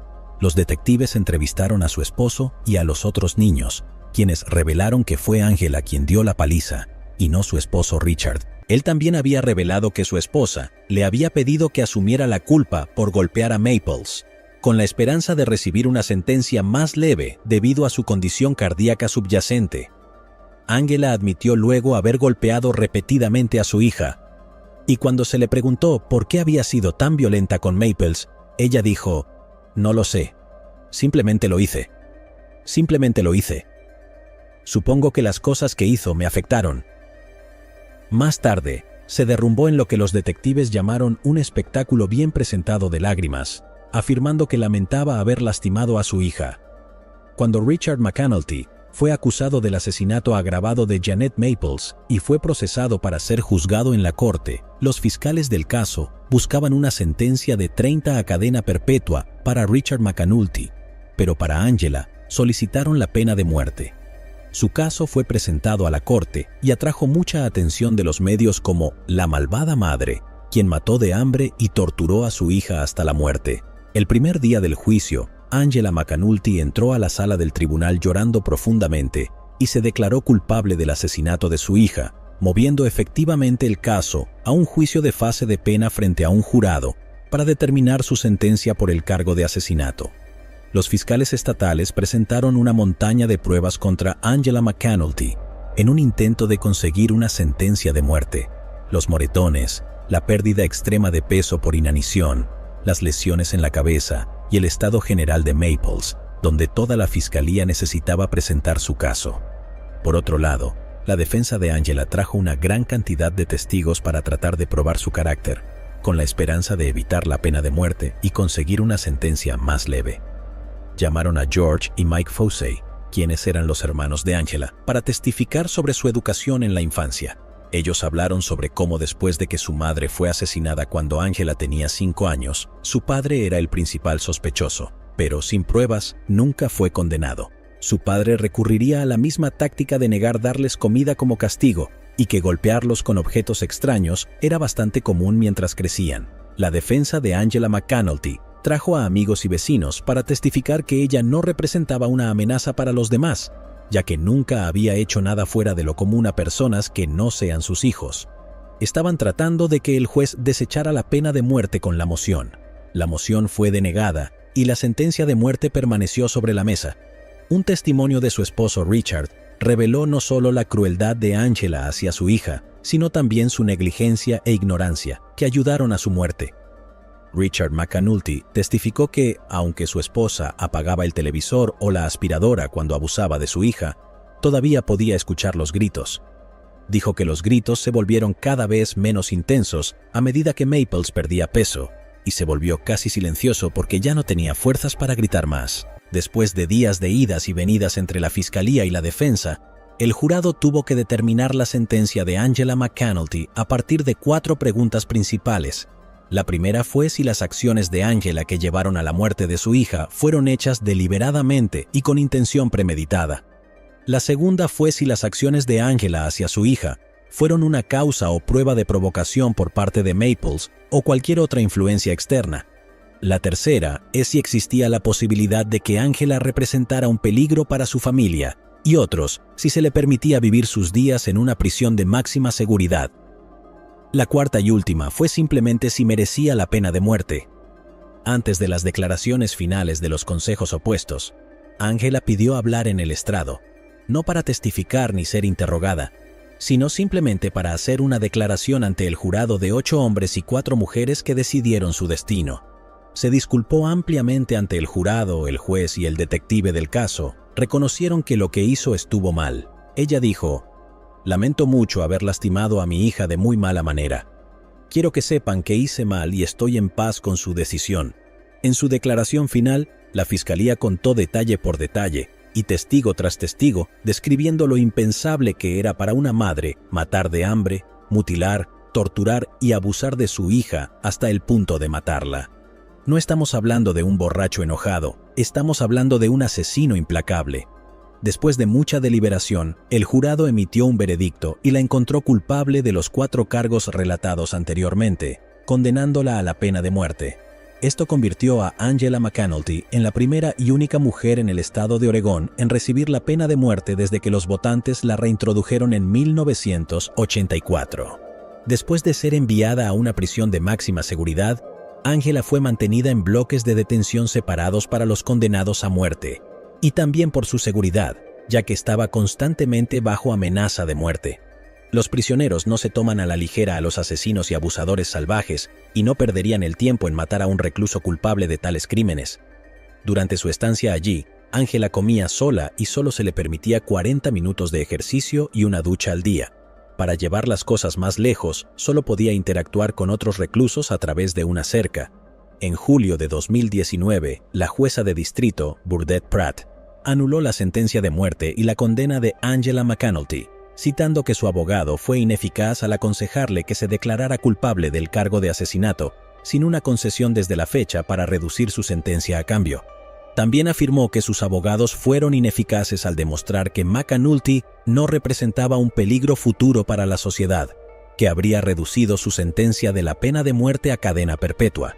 Añadió que eran incompetentes y no pudieron probar que, obviamente, el trauma de su infancia jugó un papel importante en su comportamiento psicológico actual hacia su propia hija. La oficina del fiscal del estado apeló el fallo, afirmando que hizo su parte para garantizar un juicio justo para McAnulty y estaba cerca de ganar, pero justo cuando el proceso de apelación estaba en curso, la gobernadora del estado de Oregón, Kate Brown, promulgó la SB 2013, que redujo en gran medida la capacidad del estado para dictar sentencias de muerte. En julio de 2020, el caso de Angela McAnulty finalizó, la sacaron del corredor de la muerte y su sentencia se redujo a cadena perpetua, sin posibilidad de libertad condicional. Con Angela ahora fuera del corredor de la muerte, el número total de mujeres condenadas a muerte en los Estados Unidos es actualmente de 52. La última en ser ejecutada fue Kelly Gissendaner, quien fue ejecutada mediante inyección letal en 2015. Richard McAnulty también fue declarado culpable de cargo de asesinato y recibió cadena perpetua con posibilidad de libertad condicional después de 25 años. Sin embargo, no apeló su sentencia, aceptándose con gracia. El 28 de agosto de 2014, Timothy Ray Jones Jr., de 32 años de edad, cometió un acto inimaginable. En su casa móvil familiar en South Lake Drive, Nueva Jersey, Timothy le quitó la vida a sus 5 hijos, en edades de 1 a 8 años. ¿Qué podría haber llevado a este padre a matar a sus propios niños? Red Bank es un barrio en el condado de Monmouth, dentro del estado de Nueva Jersey, Estados Unidos. El río Navesink, el medio tradicional de transporte de la región hacia el océano y otros puertos, atraviesa la comunidad, la cual fue incorporada en 1908. Red Bank es una ciudad dormitorio para New York City y se encuentra en el área metropolitana de Nueva York. El municipio tiene una población de 12.936 habitantes, según el Censo de Estados Unidos de 2020. Fue en este barrio donde 5 niños pequeños encontraron su fin de la manera más horrorosa en agosto de 2014. Timothy Jones Jr. nació en 1981, hijo de Timothy Jones y Cindy Jones, quien tenía 16 años en el momento de su embarazo. Lamentablemente, Cindy abandonó la casa cuando Jones Jr. tenía solo 18 meses. Después de esto, Timothy Jones padre volvió a casarse. Durante su crecimiento, Jones Jr. enfrentó problemas legales en 2001, cuando fue arrestado en Illinois por posesión de cocaína, falsificación de cheques y robo de autos. A pesar de ser sentenciado a 7 años de prisión, fue liberado en 2003 después de cumplir solo 2 años. Después de esto, parecía que su vida mejoraba. Conoció a Amber Kaiser cuando eran adolescentes y se casaron en 2004. Pronto tuvieron 3 hijos. Jones continuó su educación y obtuvo un título en ingeniería de la Universidad Estatal de Mississippi. La joven familia se mudó más tarde a Blythewood en busca de mejores oportunidades de vida. Para 2014 tenían 5 hijos: Myra Gracie, de 8 años, Elias, de 7, Nathan, de 6, Gabriel, de 2 y Abigail Elaine, de 1. A medida que pasaba el tiempo, su matrimonio comenzó a deteriorarse y el comportamiento de Jones cambió drásticamente, recurriendo al consumo de alcohol, tabaco y marihuana sintética. A pesar de estos desafíos, Amber dio a luz a su última hija, Abigail Elaine. Sin embargo, Jones tenía dudas sobre si él era el padre de la niña. Debido a esto y otros problemas en su matrimonio, Jones y Amber se divorciaron en 2013. Después del divorcio, Jones obtuvo la custodia de los niños. En palabras de su ex, Tim y yo tuvimos muchos momentos buenos, pero llega un punto en el que las cosas son volátiles y tomas la decisión de separarte de esa persona para proteger a tus hijos pequeños, porque les está afectando, y tomas la difícil decisión de separarte de esa persona, pero es difícil distanciarte de tal persona porque es todo lo que has conocido. Todo lo que conocía desde mi adolescencia era Tim. Se esperaba que Jones fuera un padre ejemplar y diera todo para proteger a sus hijos, pero ¿quién podría haber predicho el horror que vendría más adelante? El jueves 28 de agosto de 2014, Jones recogió a sus 3 hijos mayores de la escuela y a los 2 más pequeños de su niñera. Bien amigos, literalmente desaparecieron al día siguiente. Jones y los niños estuvieron ausentes durante varios días, lo que llevó a su familia a contactar a la policía después de que no pudieran comunicarse con él durante varios días. A las 9:36 de la mañana del día siguiente, la niñera, Elke, intentó comunicarse con Jones por teléfono, pero no recibió respuesta. Sin inmutarse, Elke decidió enviarle un mensaje de texto a las 9:38 preguntando si podía dejar a los niños más pequeños en la guardería. Jones respondió: «No te preocupes por eso esta mañana. Te veré la próxima semana». Todo ello, asegurándole que los niños regresarían el martes, después del Día de los Caídos. Mientras tanto, la abuela de Jones, Roberta Thornsberry, intentó desesperadamente comunicarse con él desde Mississippi, pero él rechazó todas sus llamadas. El 30 de agosto, Thornsberry estaba cada vez más preocupada y envió una serie de mensajes de texto a Jones durante todo el día, cuestionando su falta de respuesta a las 5:13 de la tarde. A las 4:54, Elke recordó amablemente a Jones que trajera pañales al dejar a Gabriel y Abigail Elaine. El 1 de septiembre, a las 6:15 de la tarde, hizo una llamada a Elke revelando sus intenciones de irse de Carolina del Sur con los niños y comenzar de nuevo. Le pidió a Elke que limpiara su casa móvil y le ofreció lo que quisiera de las cosas que dejó atrás. A las 7 de la noche, Amber llamó, pero Jones no respondió. Estas fueron sus palabras: «Tim, no estoy llamando para discutir ni nada. En las últimas 2 o 3 llamadas, has estado como que muy irritable. Dices que estás muy frustrado o lo que sea. Solo estaba preocupada por ti, así que, por favor, llama. No estoy intentando discutir ni nada».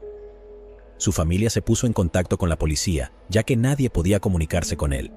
Se emitió una alerta nacional en busca de Jones, indicando que estaba desaparecido y que viajaba con sus 5 hijos.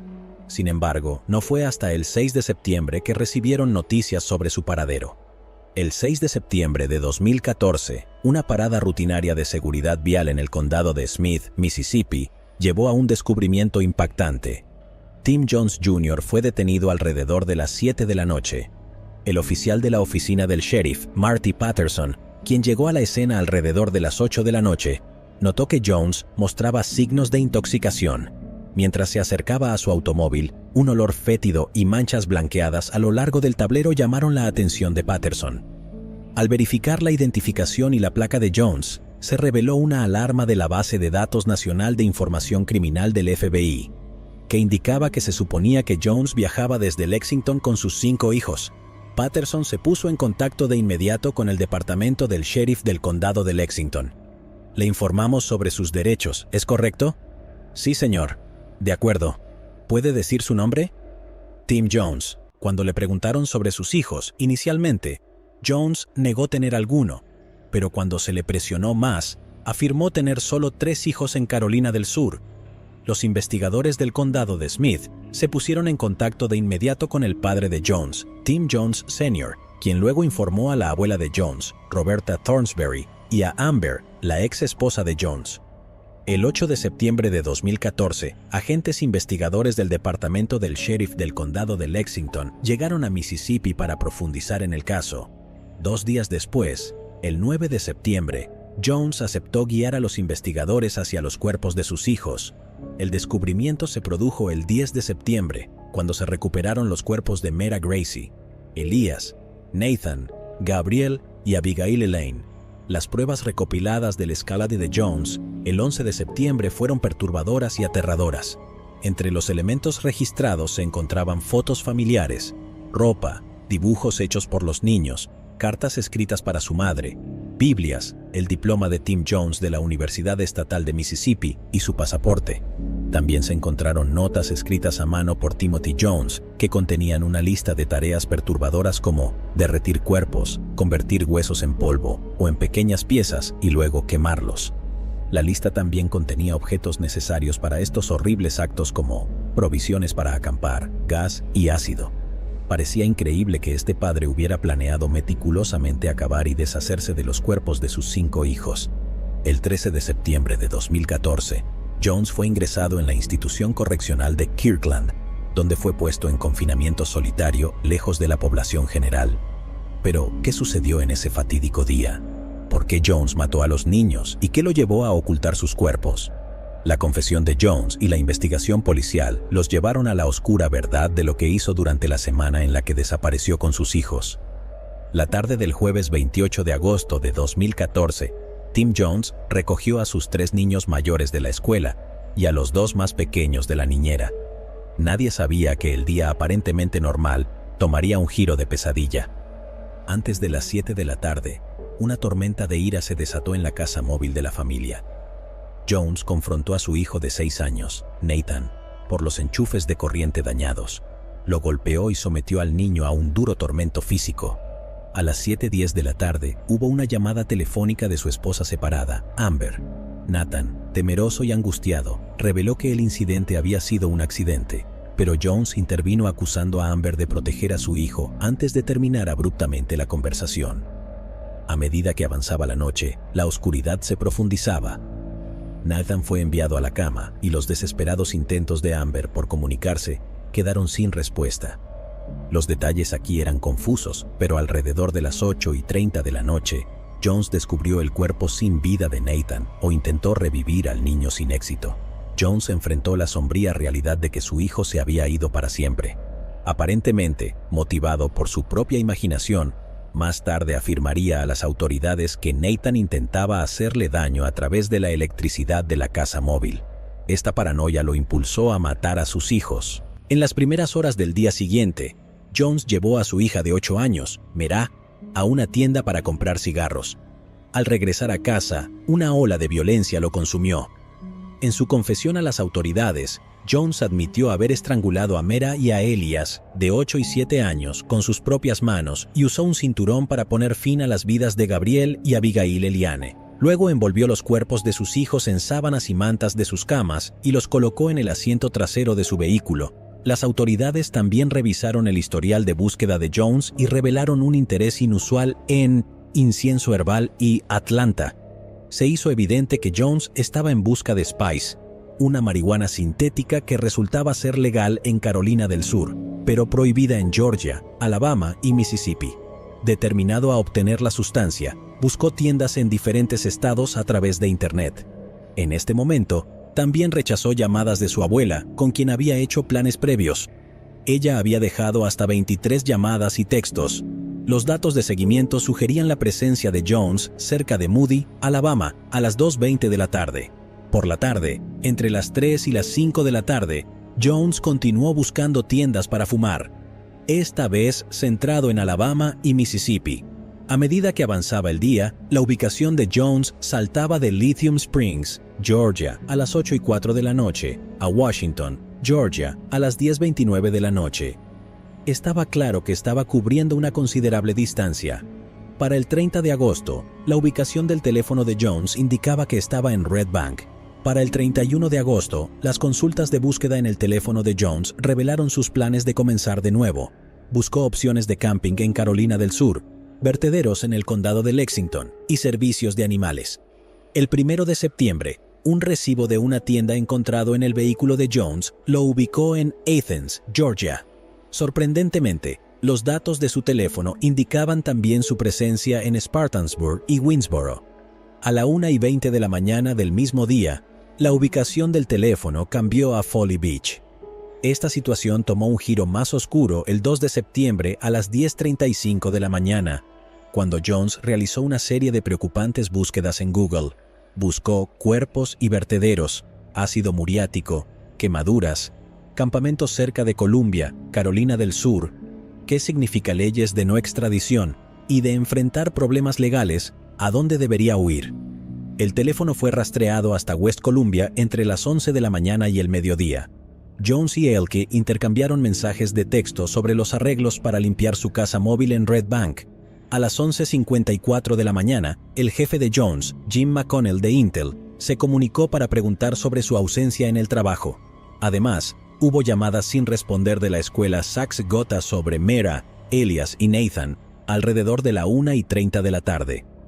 La situación empeoró cuando llegó una llamada sin respuesta de McConnell a la 1:53 de la tarde. La ubicación del teléfono fue rastreada hasta Clinton, Carolina del Sur, a las 3:22 de la tarde, y a las 4:19 de la tarde estaba en Athens, Georgia, y a las 6:04 de la tarde en Lawrenceville, Georgia.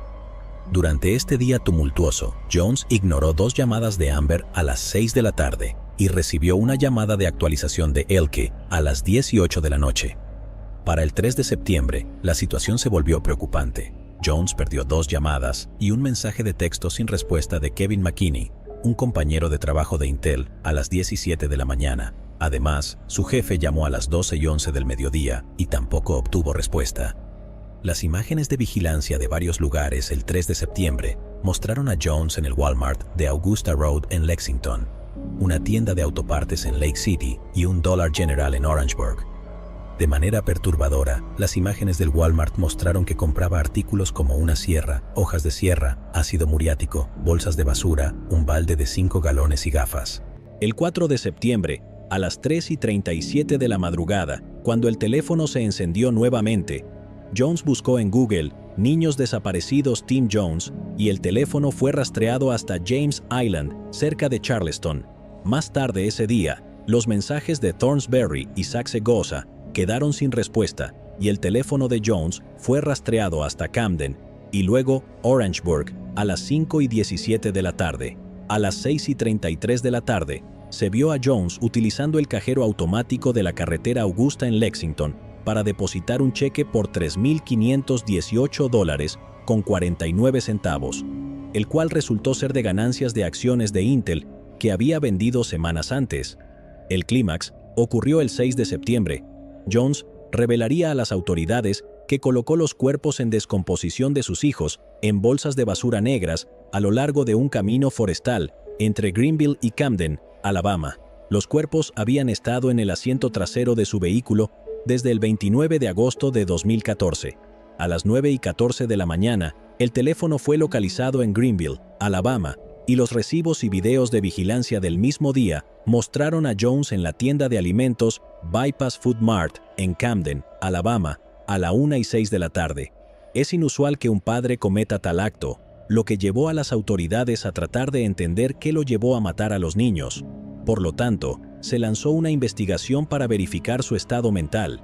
Después de su encarcelamiento, profesionales de la salud mental examinaron de cerca el estado psicológico de Tim Jones Jr., incluyendo a psicólogos clínicos y forenses, y psiquiatras, pero hubo desacuerdo entre ellos con respecto a su diagnóstico.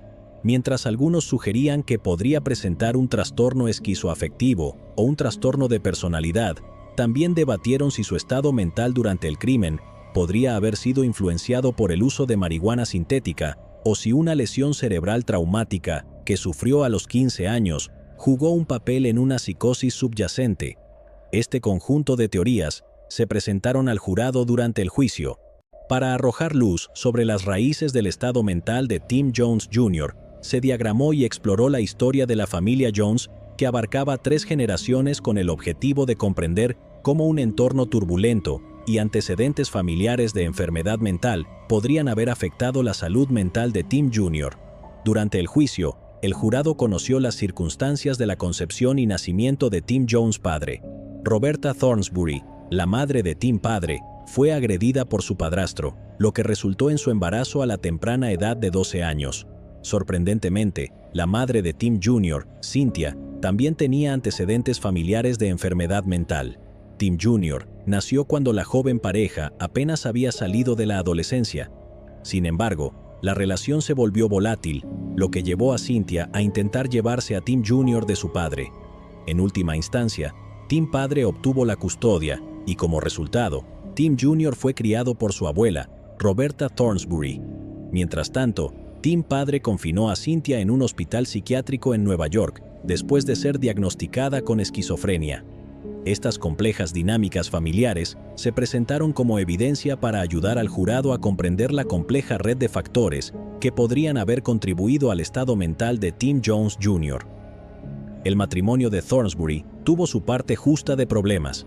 Numerosos incidentes del matrimonio involucraron llamadas a la policía por tiroteos, apuñalamientos, posesión de drogas y abuso físico y de alcohol. El entorno parecía todo menos estable. A medida que pasaban los años, Tim padre pasó por varios matrimonios, divorciándose de Cynthia y casándose con Caroline, con quien tuvo 2 hijos más. Cuando Tim tenía 9 años, se encontró en una familia disfuncional y a medida que pasaban los años, presenció cómo su padre se casaba nuevamente, esta vez con una mujer llamada Julie, cuando Jones tenía 16 años. Tras su liberación, Jones conoció a Amber y se casaron. Jones tenía una relación tensa con su padre, lo que se intensificó durante las vacaciones de Navidad de 2012. lo que llevó a 18 meses de silencio entre ellos. Las vacaciones de Navidad de 2012 sería la última vez que el padre de Jones vería a los niños. El juicio comenzó el 15 de mayo de 2019 y se presentaron testimonios de varias personas que arrojaron luz sobre el atroz crimen cometido por Jones. Funcionarios encargados de hacer cumplir la ley, expertos en salud mental, oficiales correccionales, maestros, administradores escolares, niñeras e incluso miembros de la propia familia de Jones testificaron para presentar sus relatos. Desde el principio, la culpabilidad de Jones era innegable. Había confesado el crimen y las pruebas en su contra eran abrumadoras. A pesar de esto, la defensa buscó establecer que el hombre padecía una enfermedad mental grave y, por lo tanto, no era totalmente responsable de sus acciones. Sin embargo, cuando el jurado emitió el veredicto de culpabilidad, rechazaron inequívocamente el argumento de la defensa. Con la culpabilidad establecida, el enfoque se centró en determinar el castigo adecuado por los asesinatos. Durante la fase de sentencia, la acusación llamó a maestros y antiguas niñeras para describir el trauma infligido por la pérdida de estos niños inocentes. Aunque no fueran parientes biológicos, sus testimonios pintaron una imagen del impacto de las acciones de Jones en sus vidas. La defensa no presentó expertos para respaldar su caso, pero se basó en súplicas de clemencia de los familiares de Jones, quienes abogaron por una sentencia de cadena perpetua en lugar de la pena de muerte. En medio de la sala de audiencias cargada emocionalmente, el padre y la abuela de Jones tomaron el estrado para relatar la adolescencia y la adultez perturbada de Jones. Sin embargo, sus testimonios entre llantos se opusieron firmemente a la idea de que enfrentara la pena de muerte. Al día siguiente, Amber Kaiser, la madre de los niños y la esposa de Jones, regresó al estrado por segunda vez en el juicio. Mientras que su primera aparición estuvo marcada por lágrimas y angustia visible, esta vez reunió fuerzas para solicitar clemencia para Jones. Rezo por Tim todo el tiempo, rezo por él con frecuencia, rezo por su familia con frecuencia, rezo por mi familia. Ni siquiera tuvieron la oportunidad de conocerlos. No puedo desear la muerte de nadie. A pesar de sus propios sentimientos de querer hacerle daño, reconoció los sentimientos de sus hijos y creía que no hubieran querido que su padre muriera. Espero clemencia para ti, rezo por ti con frecuencia, y digo eso sin excusar lo que has hecho.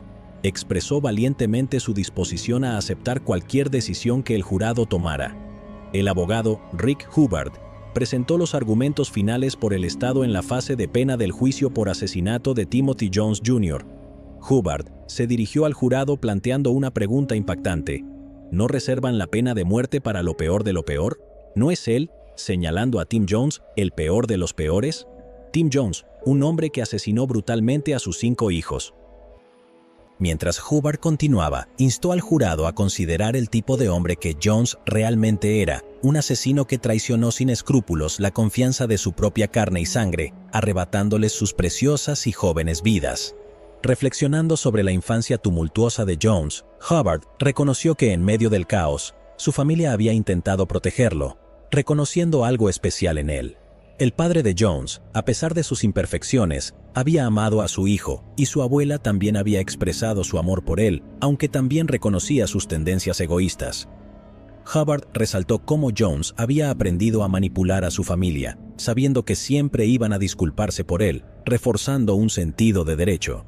Hubbard mostró 2 imágenes. La primera era de la alegre familia de Jones y la segunda eran los cuerpos sin vida de los niños envueltos en bolsas de basura negras. Hubbard enfatizó que Jones era responsable de destruir esa familia amorosa, declarando que ningún padre hace eso a sus hijos. Hubbard destacó que las elecciones de Jones, no su historia familiar, llevaron al trágico acto de dejar expuestos los cuerpos de sus hijos. Mostrando fotos de la escena del crimen y de las autopsias, Hubbard desafió al jurado a enfrentar la realidad de las acciones de Jones. A lo largo de sus argumentos finales, presionó al jurado a contemplar si un hombre que cometió un acto tan incomprensible merecía clemencia. Con el peso de las pruebas y la gravedad del crimen ante ellos, el jurado tuvo que determinar el destino de Jones. El abogado de Jones, Casey Secor, apeló apasionadamente a la empatía del jurado hacia la familia de Jones. Les instó a considerar el sufrimiento y el dolor continuo de la familia. Secor reconoció la gravedad de las acciones de Jones, instando a una decisión equilibrada, que respetara tanto un castigo severo como la compasión. El jurado tardó poco más de 6 horas en encontrar a Jones culpable. A pesar de la gravedad de la situación, Jones decidió no testificar en su defensa, ni durante la fase de culpabilidad ni en la de pena.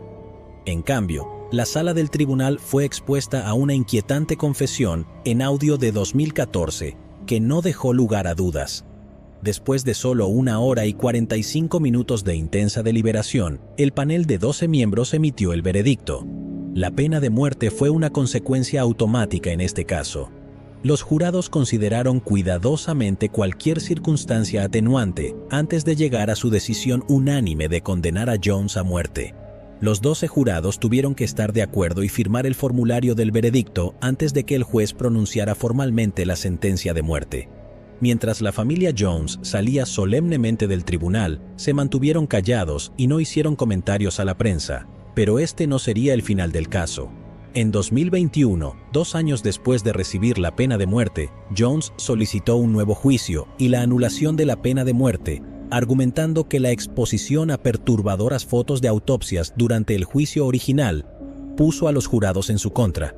El abogado Robert Dudek argumentó que Jones, quien sufre de esquizofrenia, fue juzgado de manera injusta. La defensa afirmó que la inclusión de imágenes espeluznantes de autopsias sesgó la sentencia contra Jones y que los fiscales tergiversaron las consecuencias de una declaración de demencia.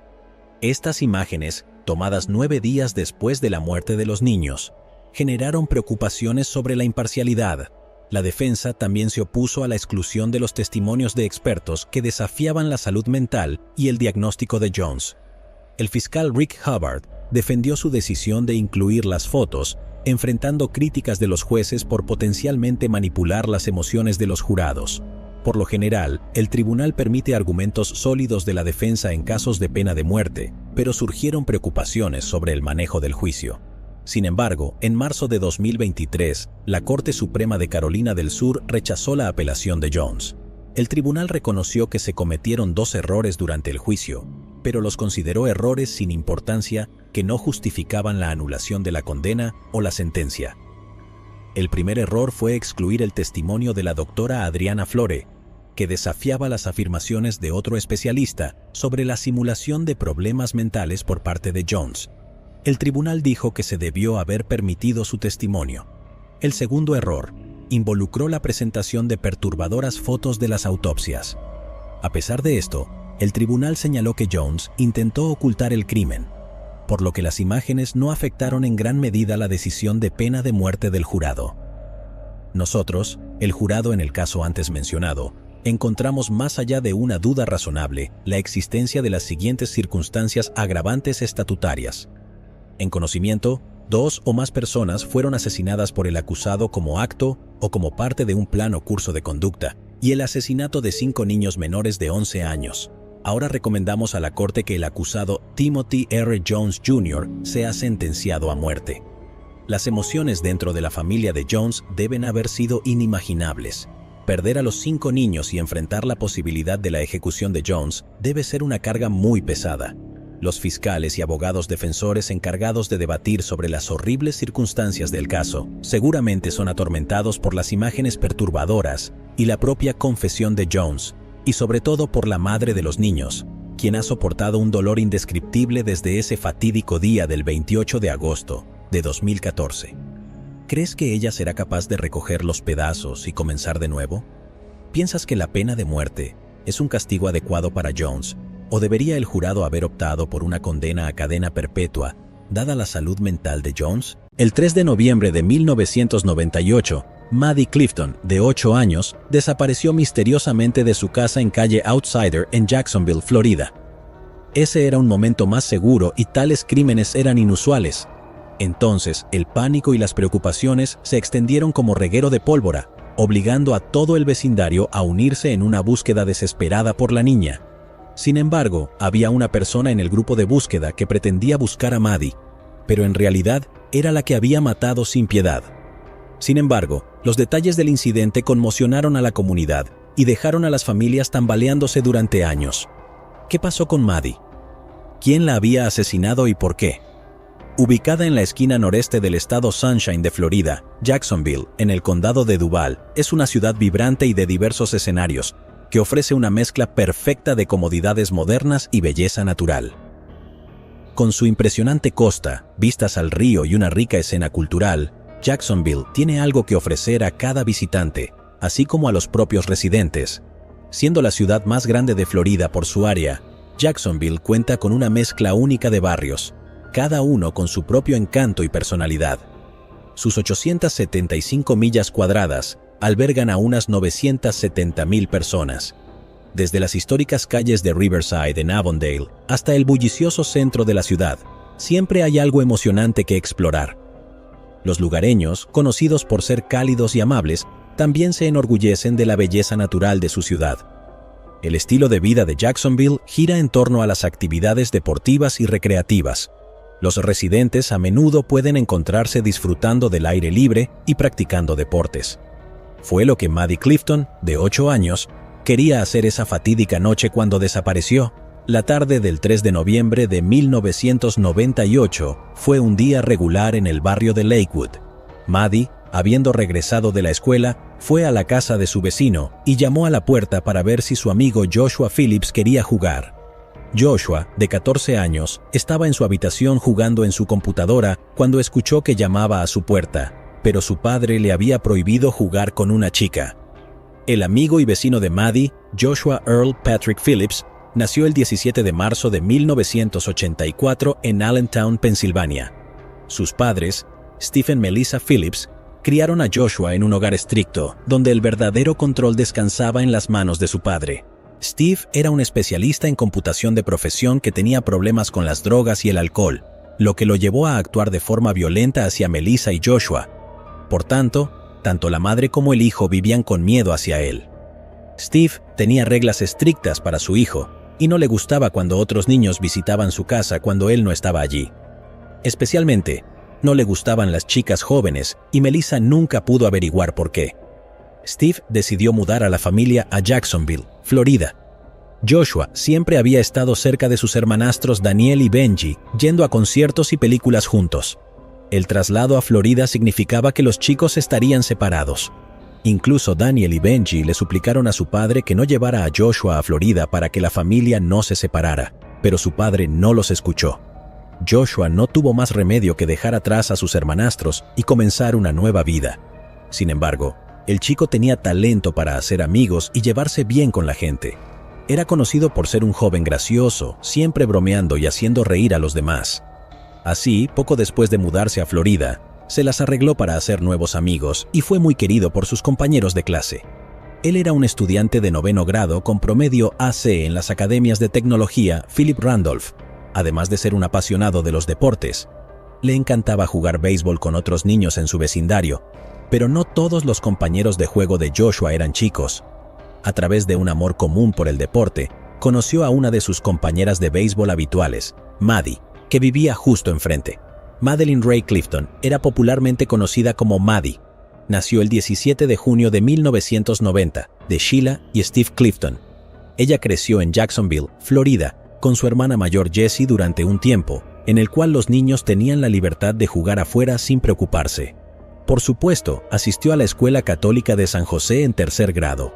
Maddie era una niña alegre y extrovertida. Era poco femenina y le encantaba jugar al baloncesto para su equipo escolar. También le gustaba el béisbol.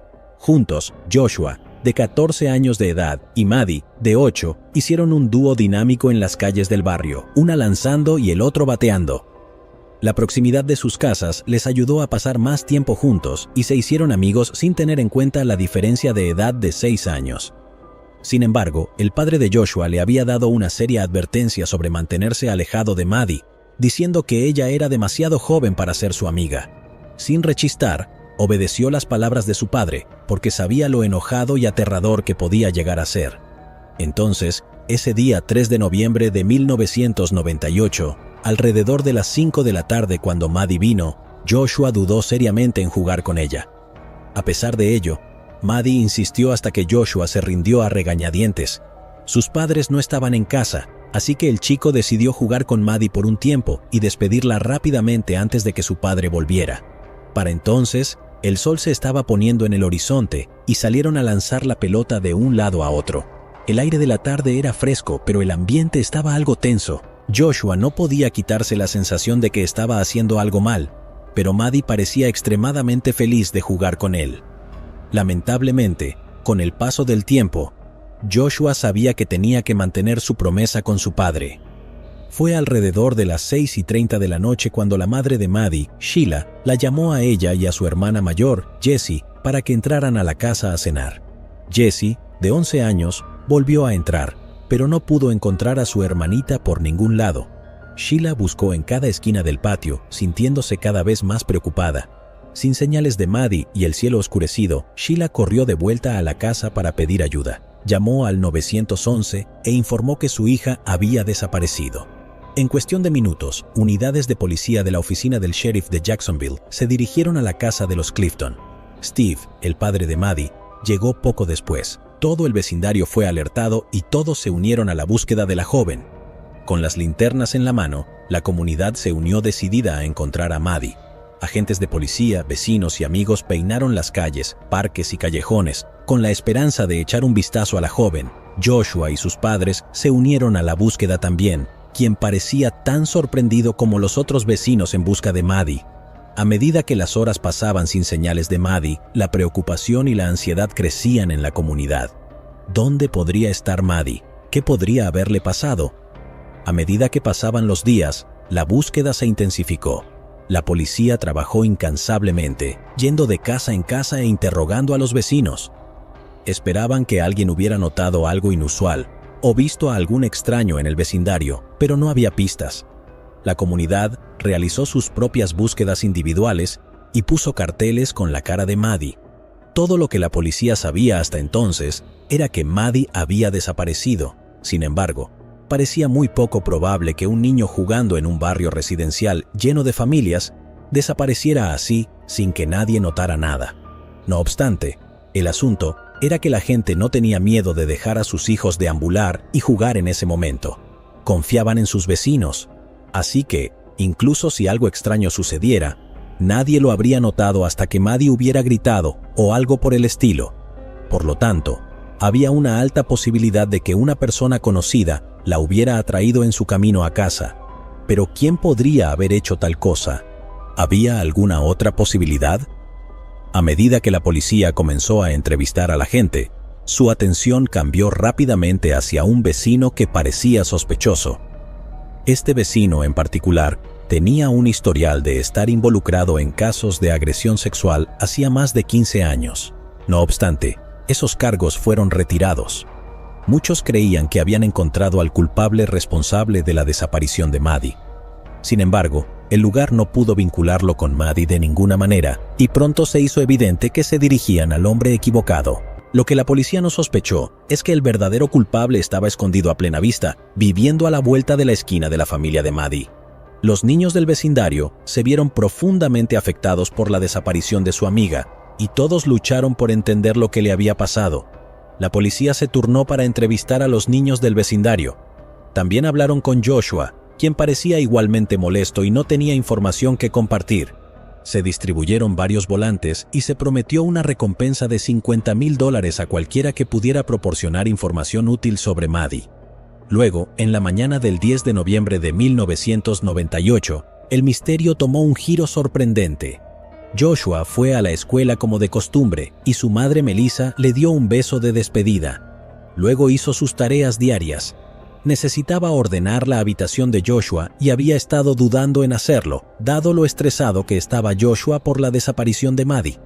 Sin embargo, ella sabía que era hora de hacerlo porque su habitación tenía un olor extraño. Al entrar en la habitación de arriba de su hijo, Melissa pensó que vio la fuente del problema. Había un pequeño charco al pie de la cama de agua de Joshua.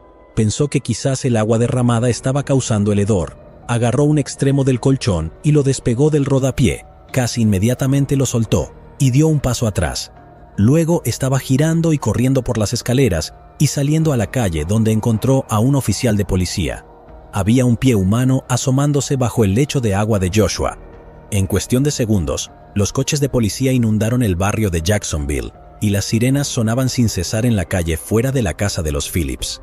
A medida que la investigación se desarrollaba, las autoridades encontraron más evidencia horripilante en la habitación de Joshua. Escondida dentro de los confines de su habitación aparentemente ordinaria, fueron hallados los restos de Maddie de 8 años de edad. Fue encontrada sin ropa de cintura para abajo. Los oficiales rápidamente acordonaron la residencia de Phillips con cinta de la escena del crimen para controlar a la creciente multitud. Entre ellos estaban Sheila y Steve Clifton, que acababan de terminar una entrevista con un canal de medios. Se preguntaban ansiosamente qué pasaba y rezaban para que no tuviera nada que ver con su hija. La verdad fue revelada cuando un oficial de policía se acercó a Sheila y la escoltó de vuelta a casa. Ella sabía que algo estaba mal. Los policías llevaron a la hermana de Maddie, Jessie, a IHOP, una cadena de restaurantes de panqueques, y fue entonces cuando el oficial le dijo a Sheila que el cuerpo sin vida de Maddie había sido descubierto escondido bajo la cama de Joshua Phillips.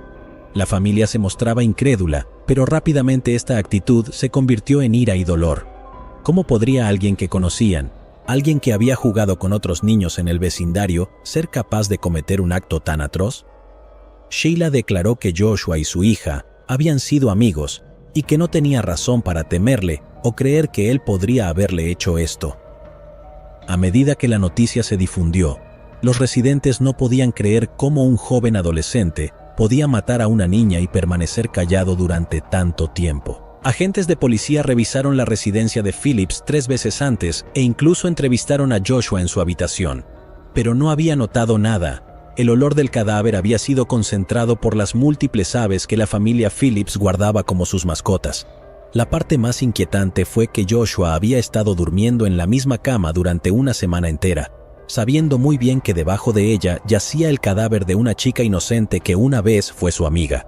Incluso había participado en la búsqueda para encontrarla, cuando entendía claramente que ella yacía muerta en su propia habitación. Mientras las unidades del CSI calmaban la escena, un coche patrulla corrió hacia la escuela de Joshua con una misión urgente. Tenían que llevarlo a la comisaría local para interrogarlo. Dentro de la estación, un detective lo sentó en presencia de sus padres, ya que solo tenía 14 años y era menor de edad. Joshua sabía que no podía negar su participación en la muerte de Maddie, así que en su lugar ideó una mentira. Según Joshua, Maddie había llegado a su puerta emocionado para jugar un juego de béisbol juntos. Él aceptó a regañadientes por temor a lo que su padre diría si se enteraba, pero como jugaron un accidente, sucedió. Su poderoso swing hizo que la pelota golpeara a Maddie en la cara, causando que gritara de dolor. Feroz, empezó a pensar en soluciones cuando se dio cuenta de la gravedad de la lesión. Ella estaba sangrando por una herida sobre su ojo. Joshua no debía estar jugando con Maddie y ahora no solo había desobedecido a su padre, sino que también la había lastimado. Sabía que su padre llegaría pronto a casa y se aterrorizaba ante su ira. En un momento de pánico, decidió llevar a Maddie a su habitación con la esperanza de calmarla y mantenerla callada. Joshua explicó que arrastró a Maddie a su habitación, tratando de silenciar sus gritos. A pesar de ser arrastrada en el suelo de esa manera, la parte inferior de su ropa se había desprendido. Maddie estaba continuamente llorando y sangrando. No quería meterse en problemas y ciertamente no quería que los padres de Maddie supieran que era su culpa que Maddie estuviera herida. Así que en su lugar, tomó una decisión que cambiaría todo. La golpeó en la cabeza 2 veces con el bate de béisbol y usó su navaja de bolsillo para apuñalar su garganta. Joshua no quería que nadie descubriera que accidentalmente había herido a Maddie, así que la mató intencionalmente. Luego, considerando el trabajo hecho, escondió el cuerpo de Maddie bajo su cama de agua, desesperado por borrar toda evidencia. En ese momento su padre Steve regresó a casa.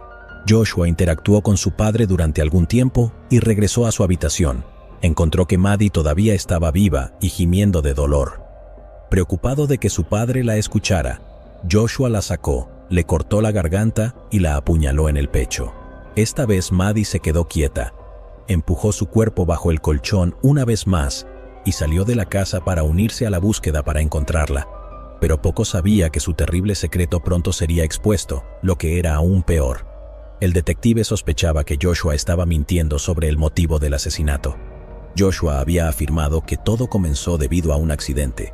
Irónicamente, ese fue el mayor defecto de su historia. La pelota que dijo que golpeó a Maddie en la cara no tenía rastros de sangre, incluso el patio estaba libre de rastros de sangre.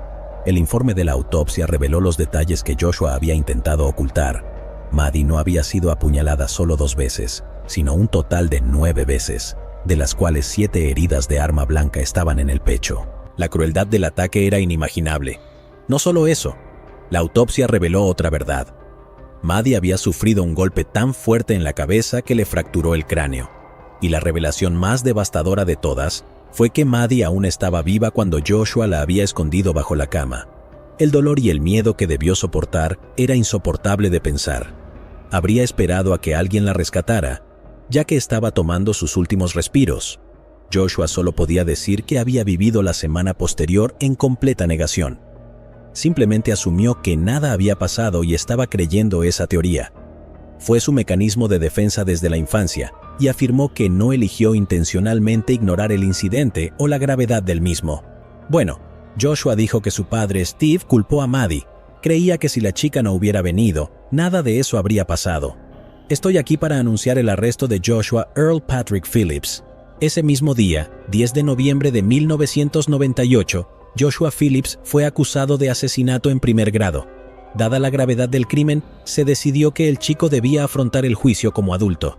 Sin embargo, los juicios se trasladaron del condado de Duval al condado de Polk en Florida, debido a problemas de publicidad y para evitar sesgos judiciales.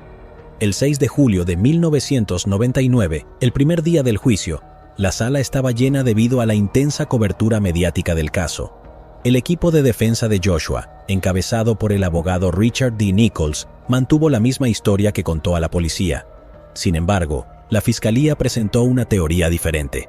Creían que era un delito por motivos sexuales. A pesar de que la autopsia no encontró evidencia de ese tipo de asalto, el cuerpo de Maddie fue encontrado sin ropa de cintura para abajo.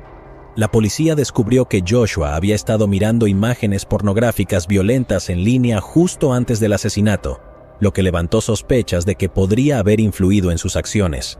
La hermana de Maddie, Jessie, testificó que Joshua había hablado en el pasado con ella y Maddie sobre el sexo, añadiendo peso al argumento de la fiscalía. El fiscal estatal Harry Shorstein también dijo que no se encontró suciedad ni arena en la ropa de Maddie para sugerir que había sido ultrajada. A lo largo del juicio, la defensa trató de presentar pruebas cruciales para apoyar el caso de Joshua. Presentaron escaneos cerebrales tomados por un neurólogo, revelando lesiones bilaterales en el lóbulo frontal del cerebro de Joshua. Estas anomalías cerebrales específicas se han relacionado con respuestas de pánico y deterioro del juicio.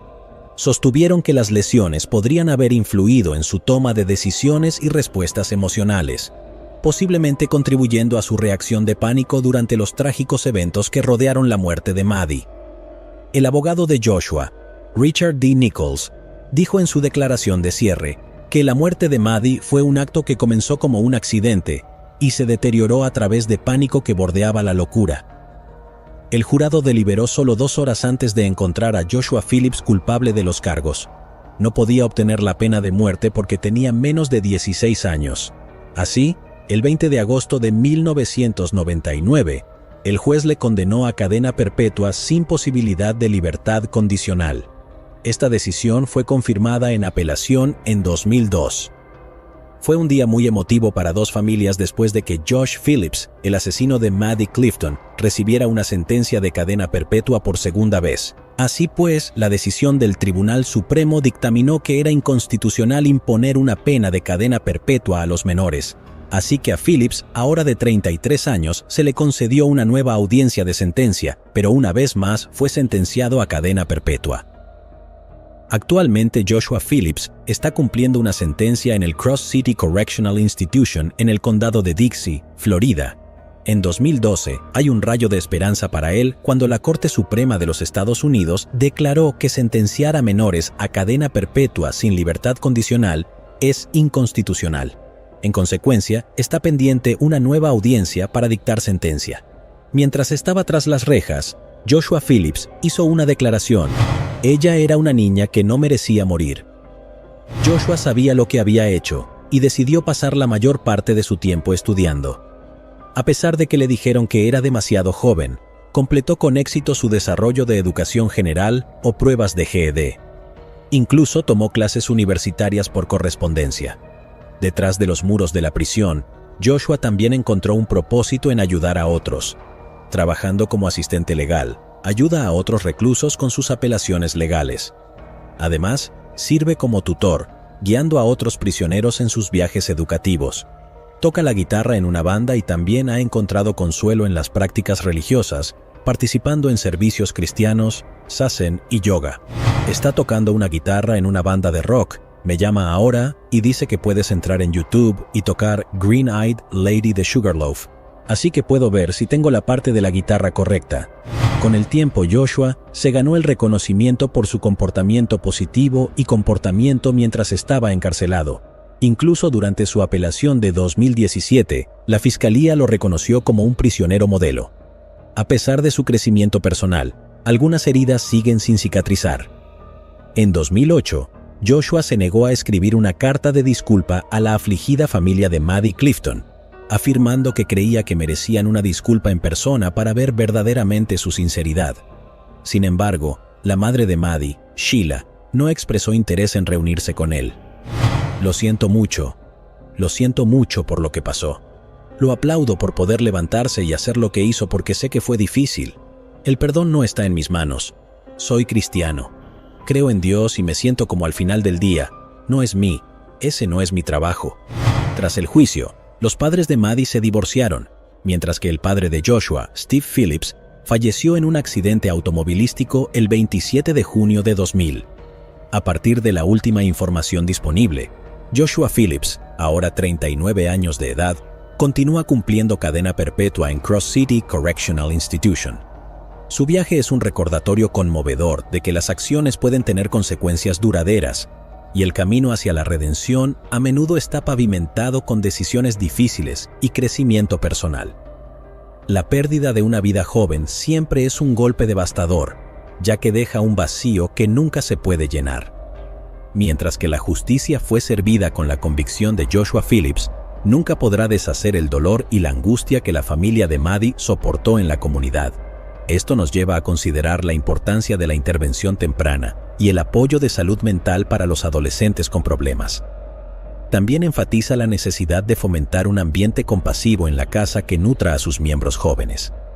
Aunque Joshua fue el que cometió estos actos violentos, no se podía ignorar que su padre no era un gran modelo a seguir, especialmente cuando podía culpar a una víctima de 8 años. Independientemente de los motivos de Joshua, ¿crees que Steve Phillips fue de alguna manera responsable de enseñarle a su hijo que la violencia era la clave de todos los problemas? ¿Crees en la historia de Joshua?